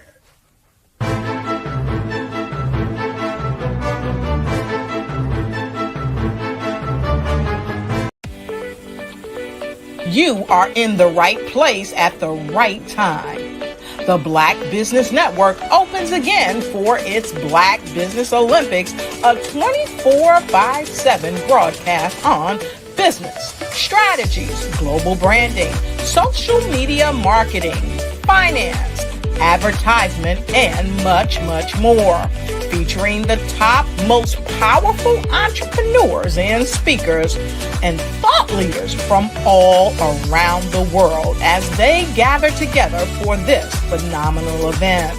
Join the Black Business Network streaming live into the metaverse. STEM City USA, Black Multiverse, Pod TV, Roku, Hulu, iHeartRadio, Apple TV, YouTube, TikTok, Instagram, Google Podcasts, Facebook, LinkedIn, IBM TV, Spotify, and Twitch. Tune in today and be a part of this amazing movement. The Black Business Olympics welcomes you. Over the past few years, we've seen the growth of existing and new initiatives focused on financial inclusion, building global networks, and reducing the wealth gap in response to the idea there's not enough seats at the table. Whether their outcomes are to increase the representation of Black executives on corporate boards, ensure an inclusive global economy, or to create new U.S. African commercial pathways, the strategies are often carried out by separate programs. The question is, should they be? With the continent of Africa being home to more than half of the world's fastest growing economies, the youngest workforce, over 400 companies generating more than $1 billion annually, 700 generating more than $500 million annually that are poised for growth, and being the destination of nearly $5 billion in venture capital in 2021. Diversifying U.S. and Africa commercial engagement by building bridges between African businesses and their U.S. diaspora should begin being seen as mutually beneficial. From helping to reduce Africa's enormous capital gap to catalyzing two-way trade opportunities, the COVID-19 global pandemic hopefully has taught us that global challenges and opportunities are more interconnected than we thought. During the pandemic, African companies like Unicorn Flutterwave, insurance provider Reliance Health, ride-hailing app Yasir, and 54Gene, the continent's first bank of DNA on people of African descent, proved that when African companies have access to networks, capital, and information, they grow big, grow fast, and create solutions that are valuable to the world. This is why BDirect was created. We are the first U.S.-based but African-centric board preparedness and board search company designed to connect U.S. Black talent and corporations to African businesses. Unique and fundamental to BDirect's success is our process of helping board candidates adapt their experience and networks to an African context before they're connected to high-growth companies that are looking to locally and globally scale. From our focus groups with African business execs and government leaders, we don't ignore the sentiment that business is easy, but people are hard.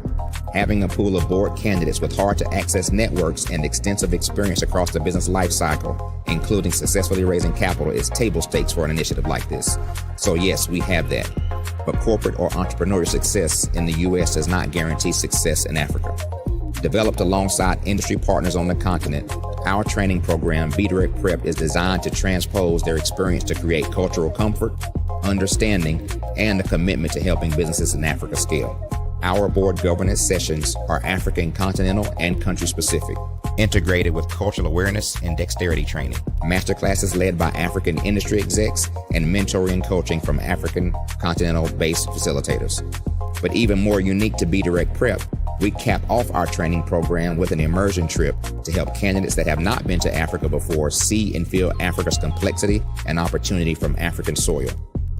We all know traditional network-based board placement has historically left a lot of us out of ever really being in the paid board pipeline. Our strategy supports the work of many great organizations that are successfully filling seats at U.S. board tables by creating more tables for those that are still left on the sideline. It's time to start seeing the role and value of U.S. Black talent and businesses on the continent of Africa differently. Old perceptions and habits limit economic inclusion. Let's transition Black talent and the African businesses they will support from the periphery of the global economy to its core.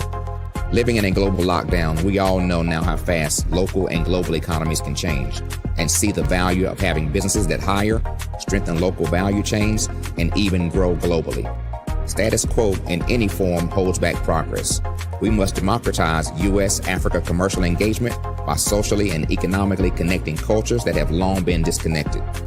It's time for Africa's U.S. diaspora to redefine their global value by helping African businesses scale continentally and globally.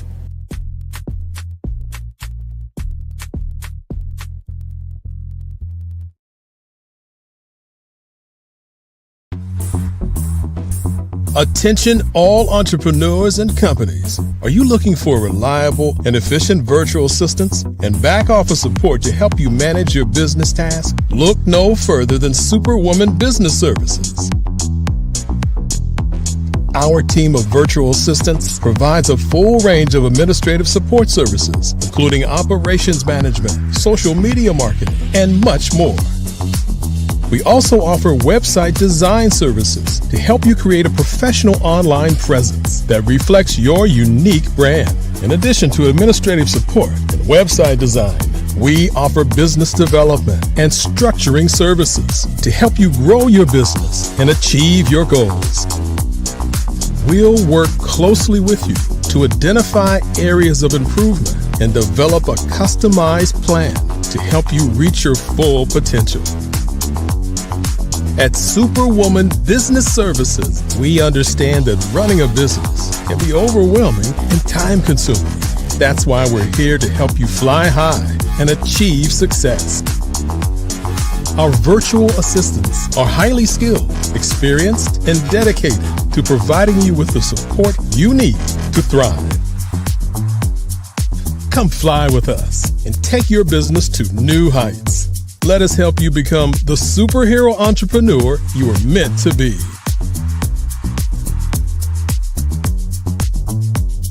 Contact Superwoman Business Services today to learn more about our back office support services. Come fly with us and take your business to new heights.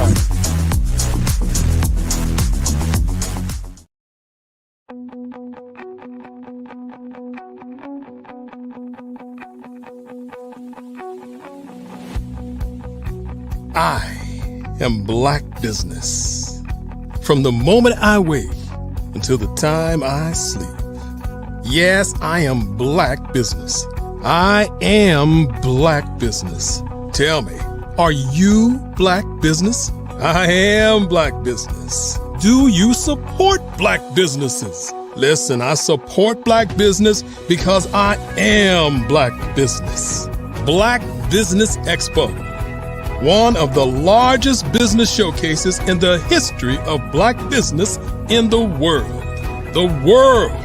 Sign up today at www.blackbusinessexpousa.com or call 919-308-9090. I am Black Business.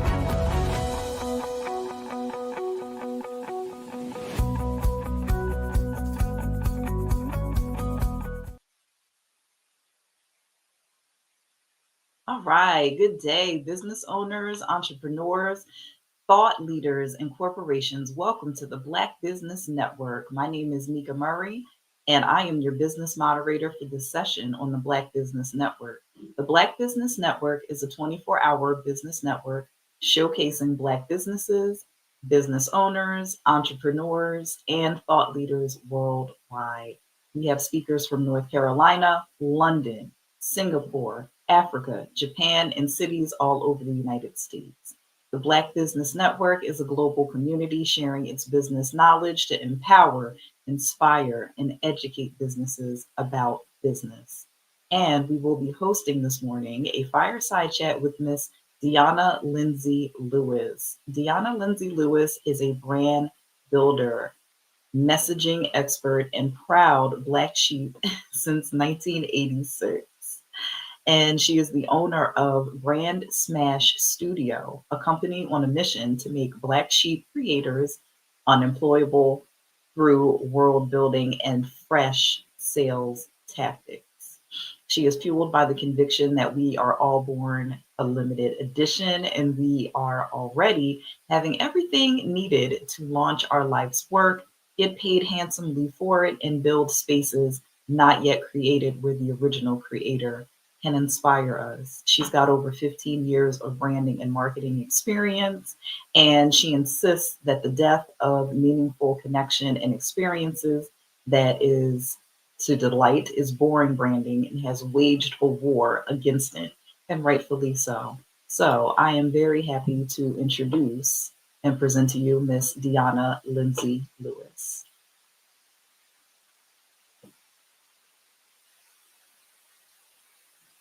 Hi, Tamika. How are you? Good morning. How are you? Good morning.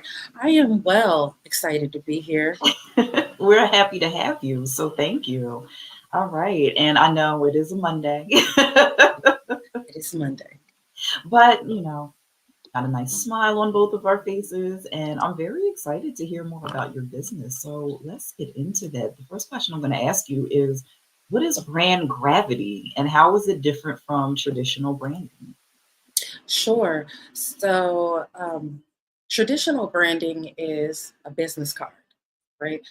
Brand gravity, or what I like to call building a world, is a black hole, right? So the difference is attracting people to your business, pulling them in, as opposed to shouting at them.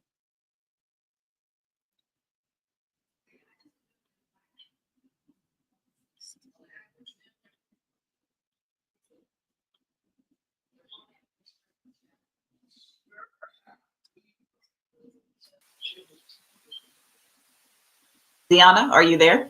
Yes.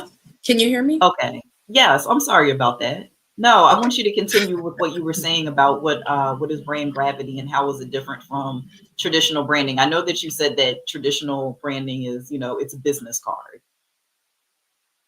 So brand gravity is an element of world building, right? So the difference between traditional branding is the idea of a business card versus creating a black hole, right? So having the ability to pull people in, which is what gravity does. It's the force that pulls people into your world as opposed to shouting from a rooftop. And you often say, don't just build a brand, build a world. What does that really mean in your practice? How do you implement that? Right. So I think from the traditional sense, when people think of building a brand, they're thinking about just the products, right? Like as opposed to building a place for people to belong, a place where people want to take up residence and live, as opposed to just buying a product. And that's kind of how you know the difference between whether you simply bought a brand and whether or not you've built a world. It's, do people just buy your products, or do they want to belong to your world and consume everything that you produce? No, I like that, because now that you put it into perspective like that, I'm thinking about all the brands that I tend to gravitate towards. And it's usually the ones where I just feel completely immersed in whatever message, whatever world you just said they've developed, especially if it's like any of the high-end brands. Some of them carry such weight in their names, like Vuitton and, Versace. And, you think of some of those brands and it's like, yeah, their name alone says everything that you need to know about the brand. So yeah, and so that's a really great point. The key word that you used was actually immerse. Yeah, right. That's the key word. And you also said, you spoke specifically to how it made you feel. Yes, which is right. That luxury that just when you're stepping inside of one of those shops, it's just a whole different vibe. You feel the money and you feel the quality of whatever those, the items that they're showing you that are on display. Yeah. So I think that's the real advantage to world building is it's the opportunity to create insiders, right?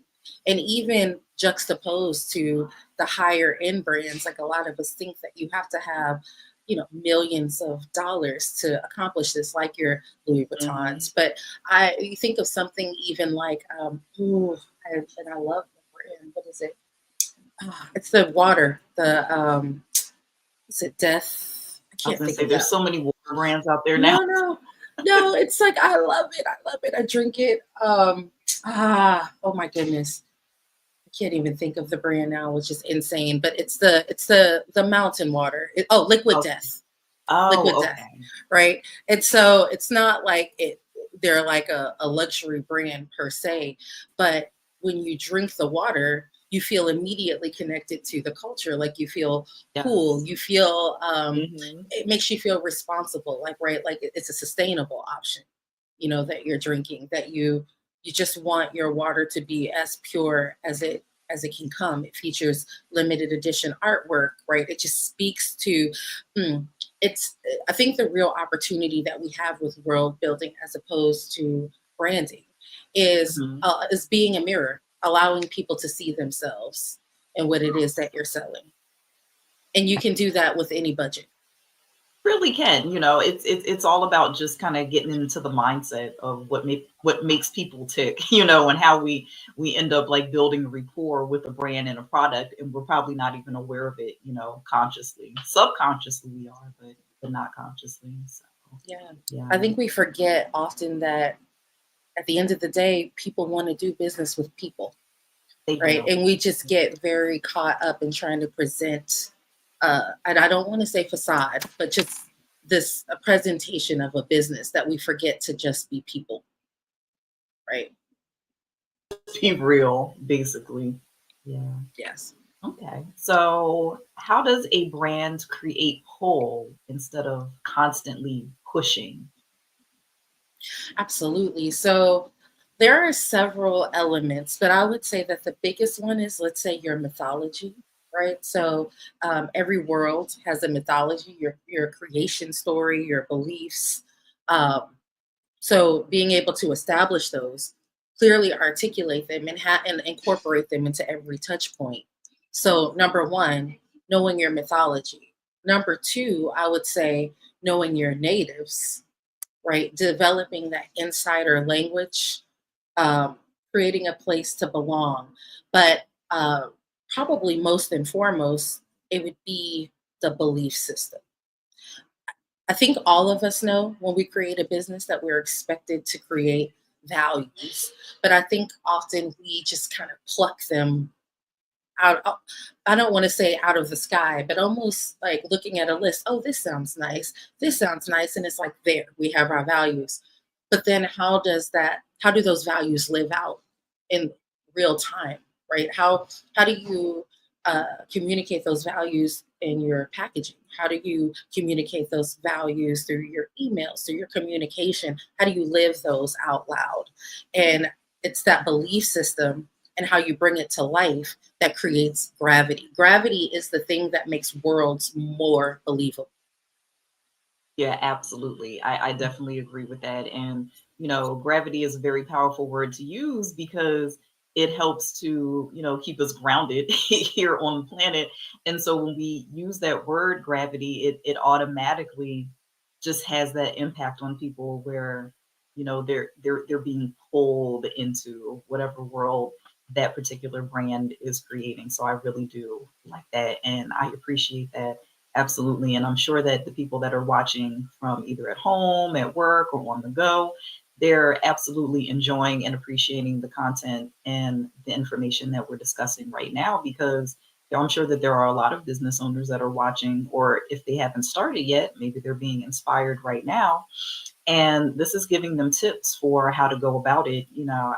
I've been in their place myself. And so when you're starting a business, if you haven't done the the grunt work and done a lot of research, or if you don't have a mentor, as Mr. Chambers was saying in our previous session, highly recommend getting a mentor and someone that you can discuss all the pros and cons of being an entrepreneur, because it's vitally important. It definitely helps us all. So I'm loving this conversation that we're having right now, and I'm just going through some of the other stuff, the key points that I want to address with Miss Lewis when she returns to us momentarily. Hello, welcome back, Miss Lewis. No, I was just summing up like what you were saying about how strong just the word gravity in and of itself is, and how, we automatically have our own thoughts and opinions as to when we hear the word gravity. So having it used in conjunction with branding is it's genius. Actually, it really is. Thank you. Yeah, you're welcome. Absolutely. And it definitely has a very powerful pull and strong hold on people as well. So you talk about identifying your natives versus a target market. How do you know who your natives are? That's a fun one. Right. So normally when we think about a target market, right, we think demographics. How old are they? Where do they live? What stores do they buy from?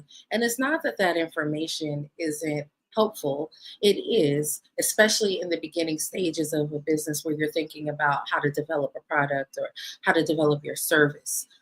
So I think the target market is useful in that way. But I do offer that we can shift our thoughts a little bit to, again, if you think about building a world instead of just a brand, and now we're talking about our natives. These are the people who belong in your world, who are originally from your world. So what I'm offering is that we can find the people who are a lot like ourselves. So often when we are looking for a target market, or we're saying, I don't know who my market is, I always tell you, start with yourself. Like, who are you? What things do you like? And I actually have challenged almost anyone that I've ever been in a conversation with when I say, think about your very best customer, your very best client.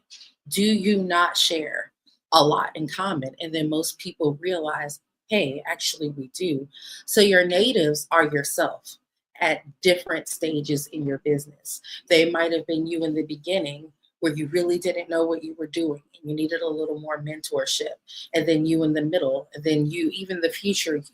But there are different versions of who you are, so you're self-reflected outwards. These are the people who belong in your world, who once they find you will never want to leave. And that's the main difference between natives and target markets. So not just demographics, but DNA.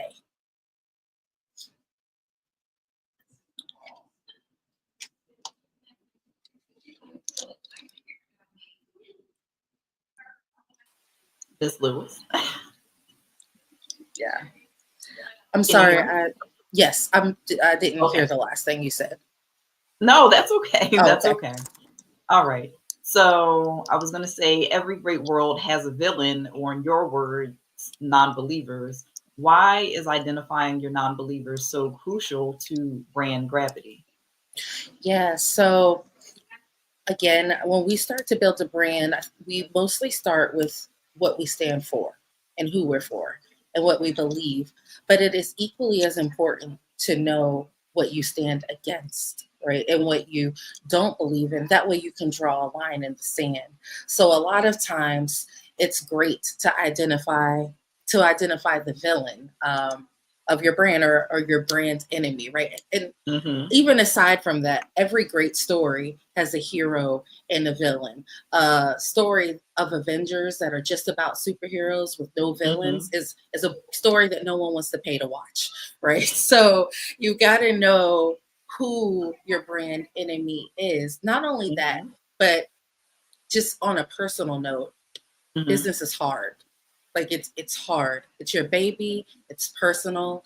And then the first time someone says, well, I don't like the way that packaging is done, or this really doesn't resonate with me.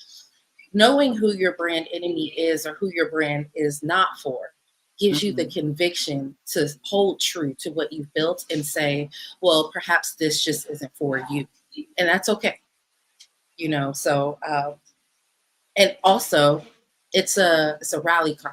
It's a way to, I hate to say it like this, but it is a way to rally your people against a common enemy. It gives that polarization, which keeps your world interesting and magnetic as well. I like that. I do. All right, so let's talk about mythology. Why does a brand need a creation story or lore? Is it just considered to be fluff, or is there something, more calculated behind having an origin story? Yes. So I want to speak to that in a couple of ways. So I think there's the creation story, and then there's the lore. But the creation story is critical to building a brand or a world, because people don't necessarily buy what you're selling. They buy why you're selling it. And a perfect example of that is the gentleman who was just on before I was, who spoke about, that karate studio and saving up his money so that he could finally be in karate. And now, because he understood what that felt like to not be able to afford it, but want this thing so bad, he now offers his services to the community. He gives back in this way. So now wanting to go to his studio in particular is actually more appealing now, because I understand the why behind it. He connected his heart to the reason why he's doing things. What he did was give his studio more gravity through that story that he told. So that's part of his origin story, the part of the why, he's created his business. And so I was like, when I was watching, I was like, oh, perfect. This is exactly what we're talking about, right? Yes. That was really a turning point for me as well. It definitely gave me a different perspective into why he does what he does. So yes, immediately I was like, wait, where is he located? Because this is the type of community I would want to belong to, and right there I could see my values reflected in his. And that's all that we're trying to do as consumers, as buyers. We're trying to see ourselves reflected in someone else's story. So that creation story is critical to world building, right? And then when I think lore, this is where you can get creative. This is the difference between an idea and a concept. Having an idea is great. Having a concept is sticky, right? And I'll tell you the difference between the two. An idea is, I would like to create a Black business conference. A concept is the Black Business Olympics. Right?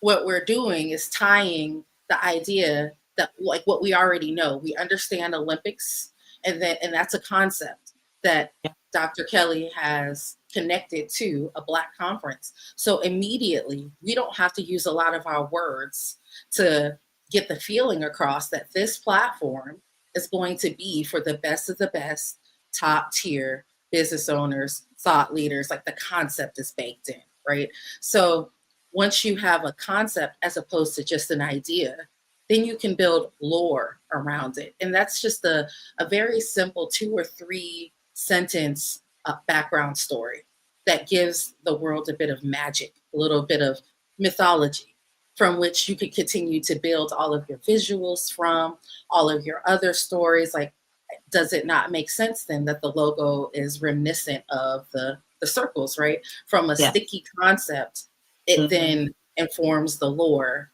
and everything else that comes after it, which again, it just makes it gets that emotional resonance that everyone is chasing, but it makes it so much easier to communicate.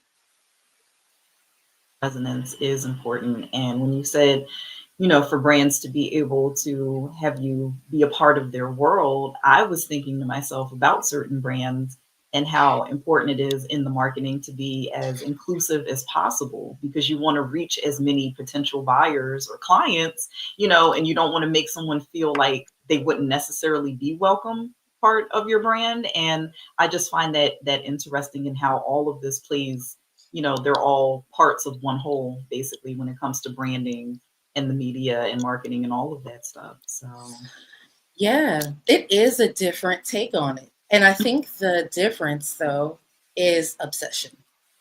It's obsession, right? So it's do you want to create, you can create a product, you can sell it to a ton of people. Question is, how many of those people will come back? Exactly. Right? And so this is why I truly believe that building a world where your natives belong and others don't necessarily, right? Like, they might be visitors, but they don't necessarily want to live here. That's okay. But the difference is in building obsession, because what a lot of people don't realize, we're always in this cycle of chasing new leads, new customers, but your most valuable customer is that repeat customer who buys over time. We never consider the lifetime value of a customer. And we get a tribe of lifetime customers through by curating obsession. And you can't do that by being for everybody. That's very true. That is very true. And I think that comes with whether you're marketing a service, a brand, or even a person, Absolutely. When you're branding somebody as, the actual business or public figure. Yeah, I mean, it's not everybody is for everybody. So you're absolutely right with that. How often do rituals play a role in brand gravity? Can you share a few unexpected brand rituals that really stuck with you, that you have started from the beginning and, continue to do today? Yeah, so rituals, when you're crafting your rituals, it's how do you get people to interact with your product or your service? How do you get them to build a lifestyle around it? One of the very best, probably most memorable taglines that was marketing genius is the best part of waking up, right? And I don't need to finish the rest, right? I do not need to finish the rest. That was a perfect example of how Folgers understood that an important ritual within their world is waking up. Like everyone wants to wake up to that cup of coffee, and by just that single jingle, That they smell. yes, right? Like, and it's so evocative, right? Mm-hmm. Permeates your existence. It's when you can transcend just being a product or Mhm. service, and now you're become a part of someone's lifestyles by infiltrating their rituals. Mm-hmm. Yeah, and Then I you, love right? that you mentioned Folgers because you know, growing up they had a holiday commercial that they used to show year after year after year, and they finally discontinued it and stopped showing it. I think well into like the late 90s, but for years growing up, I actually remember that commercial. It was a little girl coming downstairs and her brother was coming home. And it was just like such a fond memory from my childhood, and it basically solidified, you know, that whole vibe of Folgers being like the best part of waking up even on Christmas Day. So See, yeah. I mean, I'm literally watching you come to life, beaming. Yeah, because I love that commercial. I really took us do. right back. And so It I took don't me back even to need like to, 84, 85. Yeah, right? I remember that commercial. So And that's the power of rituals. That is a power. And honestly, I don't think that we think about it enough. Like whether you're thinking about whether it's this, and honestly, when it comes to services or products, I actually believe they're one and the same, right? Because if you have a service, you should productize it. Like you package your service as if it were a product that anyone could purchase off of a shelf. And if you have a product, don't forget you also have a service, the process of delivering that product, the unboxing experience. If you have both, everyone has both a product and a service. So when we're thinking about it, how do we position this to become part of someone's everyday lives so that it becomes a ritual to them? And I think that's where our largest opportunity is in branding and world building. and what role does culture play in creating brand gravity, and how do you build it intentionally? Yes, so culture is, that is literally the space. That's the space in which your values live, right? So when you think about culture, and let's talk about Starbucks for a second. The culture of Starbucks. This is the culmination of their language. Again, like you go and you get whether it's a venti, grande, you know that language to order, you know, the sizes. They make sure that when you get your cup, your name is written on it. So they promote this culture of individualism. So everything that you order, from how you like your coffee, and you know you can get anything you want, and the fact that your name is written on it, the fact that when you come in, there's music playing, they want you to be comfortable, sit in here, do your work, because this isn't just the place where you get drinks. This is the place where conversations happen.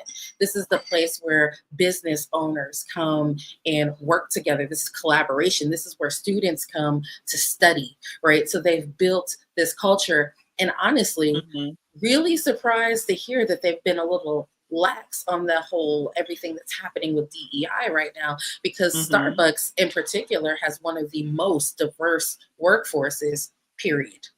Yeah. So, you know, and I've noticed that like every time I go into one, it doesn't matter. You know, I you know, just to be frank, like I live in Boston, and the section that I live in, while it is diverse, there's a lot of college students around. There's a lot of college students everywhere in Boston, but especially in my neighborhood, because I live where a campus is, I have noticed that no matter which Starbucks I go to, it's always usually a very diverse mixture of employees. And that's their culture. So this is where we get to see what happens when you make a move or a decision that is misaligned with the culture that you built. So we'll get to see how this plays out for them in real time. But that's the importance. That's the importance of culture, because again, it reinforces that believability or that gravity that pulls people in.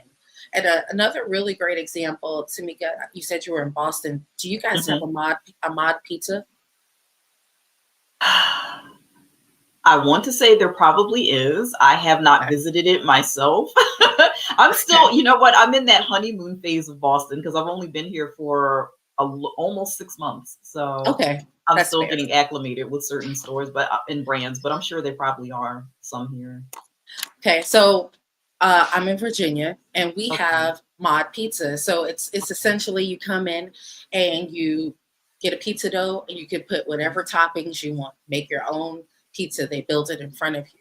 But Mod, short for modifications, comes Mhm. through in how you build your pizza. But then they all have this huge wall of like different employees with different like body modifications, whether they're tattoos or piercings. So there's this celebration of their culture that it like permeates from the employees they hire to the way they choose to showcase that through their artwork to the way that you build your pizza, right? So Mhm. it's might start with rituals. How do we get into the homes of everyone else?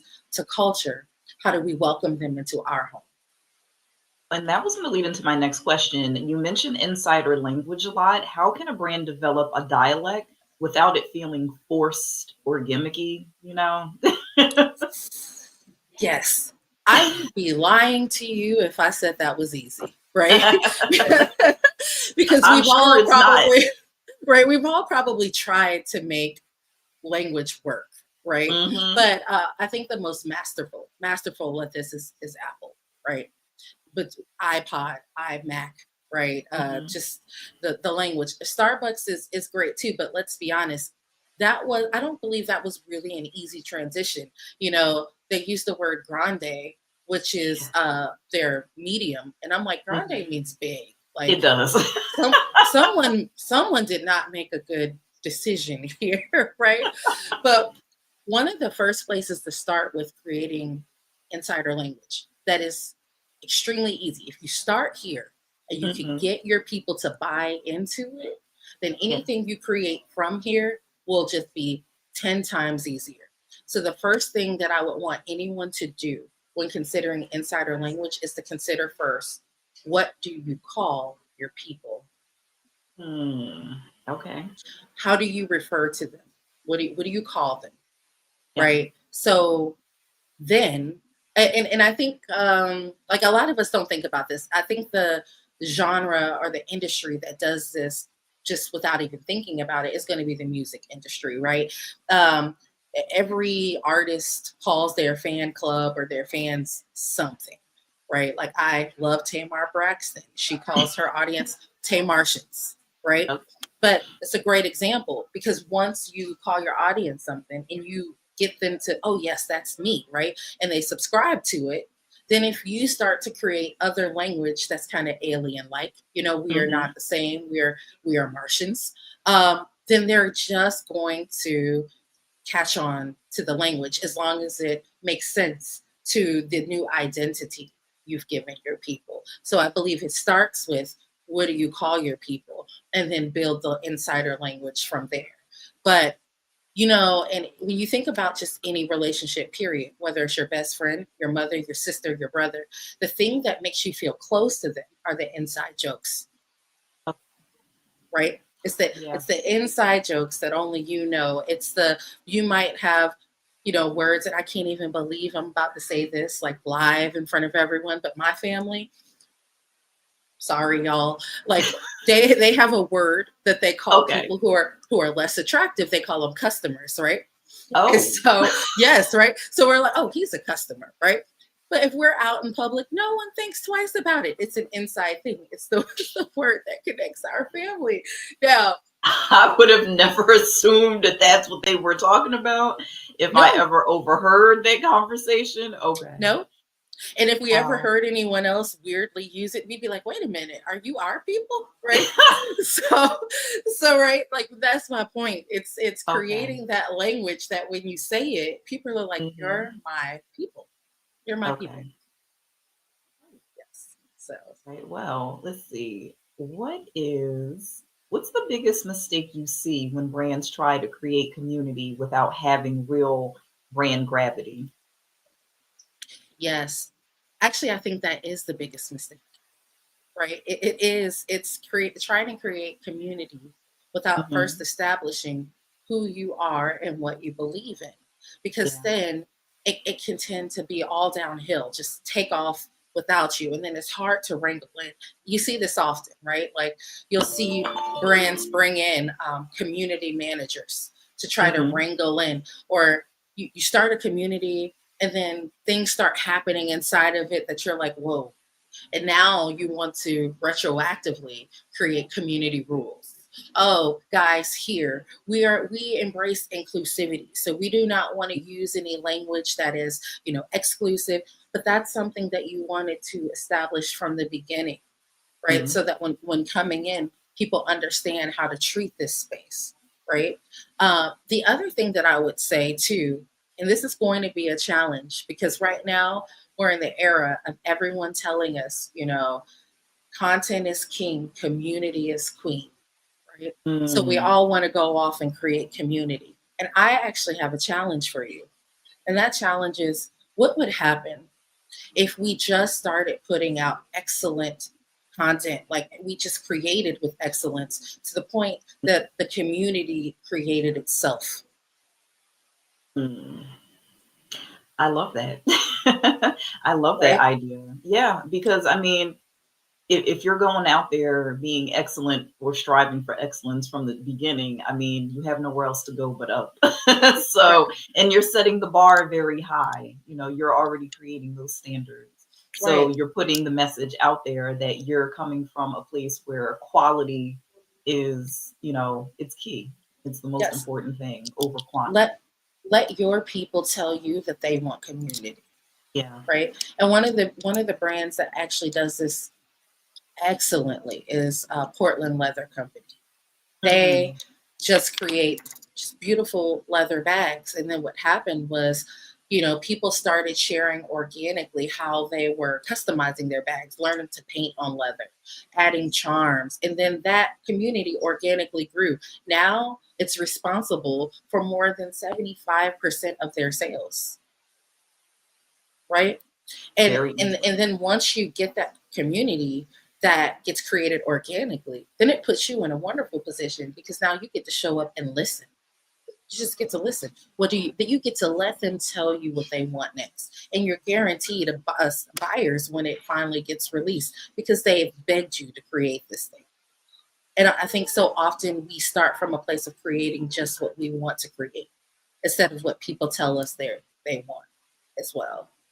And real quick, because I am about to wrap you up, before we go, if someone walks away from this conversation that we just had, which I enjoyed very much, what is one thing about brand gravity that should be etched in their memory? What do you want that to be? First, it would be build a world, not just a brand. And when it comes to building gravity, I use the word gravity very intentionally instead of attraction because gravity is a force. So establish your belief system, establish your natives, establish that mythology, and use it to pull people in. I like that. I like that a lot. So much. And is there any last minute information that you want to give to viewers? How can they contact you? What's the best way?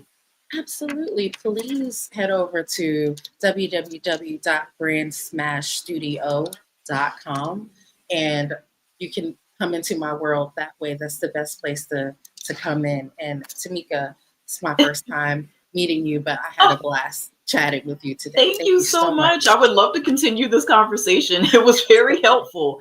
Definitely. Yeah. Thank you. I enjoyed your information as well. And is there anything that you want to tell viewers about, anything new coming out with your business that they want to look out for, or anything that you want to promote in this moment?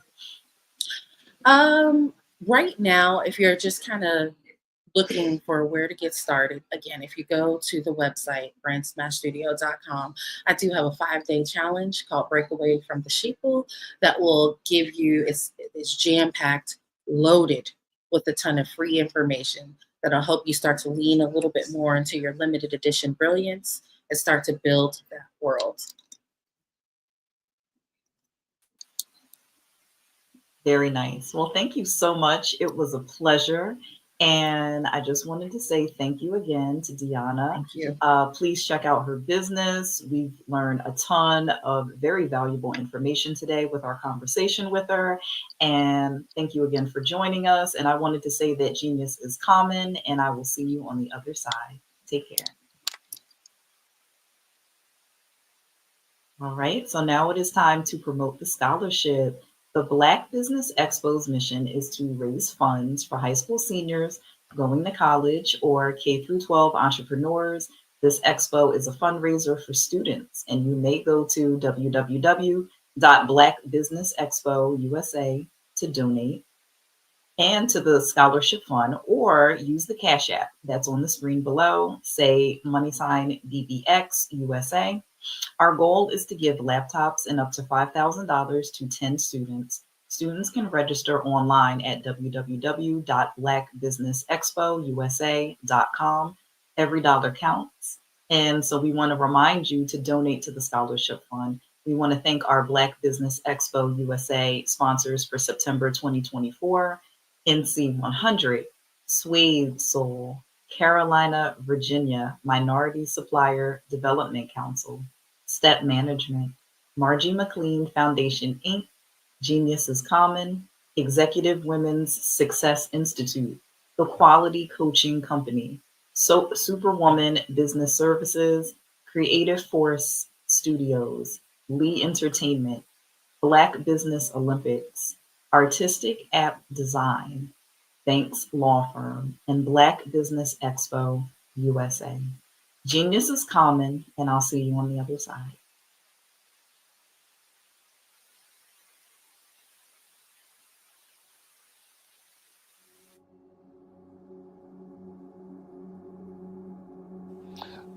I was born and raised in southeastern West Virginia, the coal fields. My father was an AME minister. For me, I was very fortunate. Even though I grew up in the segregated South, I was surrounded by flourishing Black businesses. Doctors, lawyers, bankers, dentists. They were all there and they were all successful. And I guess that's part of my dream, is to see that success come back. My name is Joseph Simmons, and I am the founder of the Center for Micro-Entrepreneurial Training. We have this moment in time where we can change the trajectory of people. And our focus is on women, Black and brown entrepreneurs, and their access to capital, their ability to build thriving businesses, the ability to employ people. There's a study that showed that in those three communities, especially Black and brown communities, $1 stays in those communities for 30 minutes. In white community, $1 stays in their communities for 8 hours. So think about it.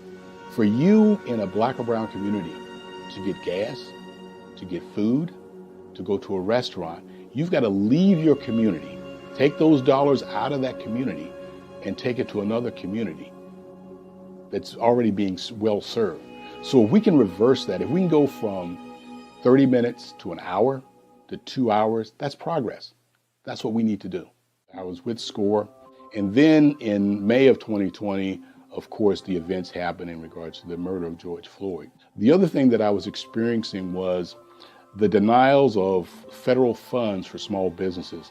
And it revolved around one thing. These businesses were not being prepared for grants and for government programs. And I came up with the idea for the Center for Micro-Entrepreneurial based off those two things. Morgan Stanley had a report out in 2020, first quarter, and they talked about there were 3 groups that were massively devastated by COVID-19 on their business. That was 1, women, number 2, Black, and number 3, brown entrepreneurs. The research showed that they had less cash on hand, they had less opportunity to go into a bank and get money, and they were very dependent on family and friends to keep their business up and running. If we can focus on those 3 groups, then we can have a dramatic impact on our communities. Really, the focus is on 3 areas. And those 3 areas are 1, the people, number 2, the courses, and number 3, a support network. Here at CMAT, we will provide you with the fundamentals for generational success. And you will be creating a vibrant community by attending our 5-day immersive training course.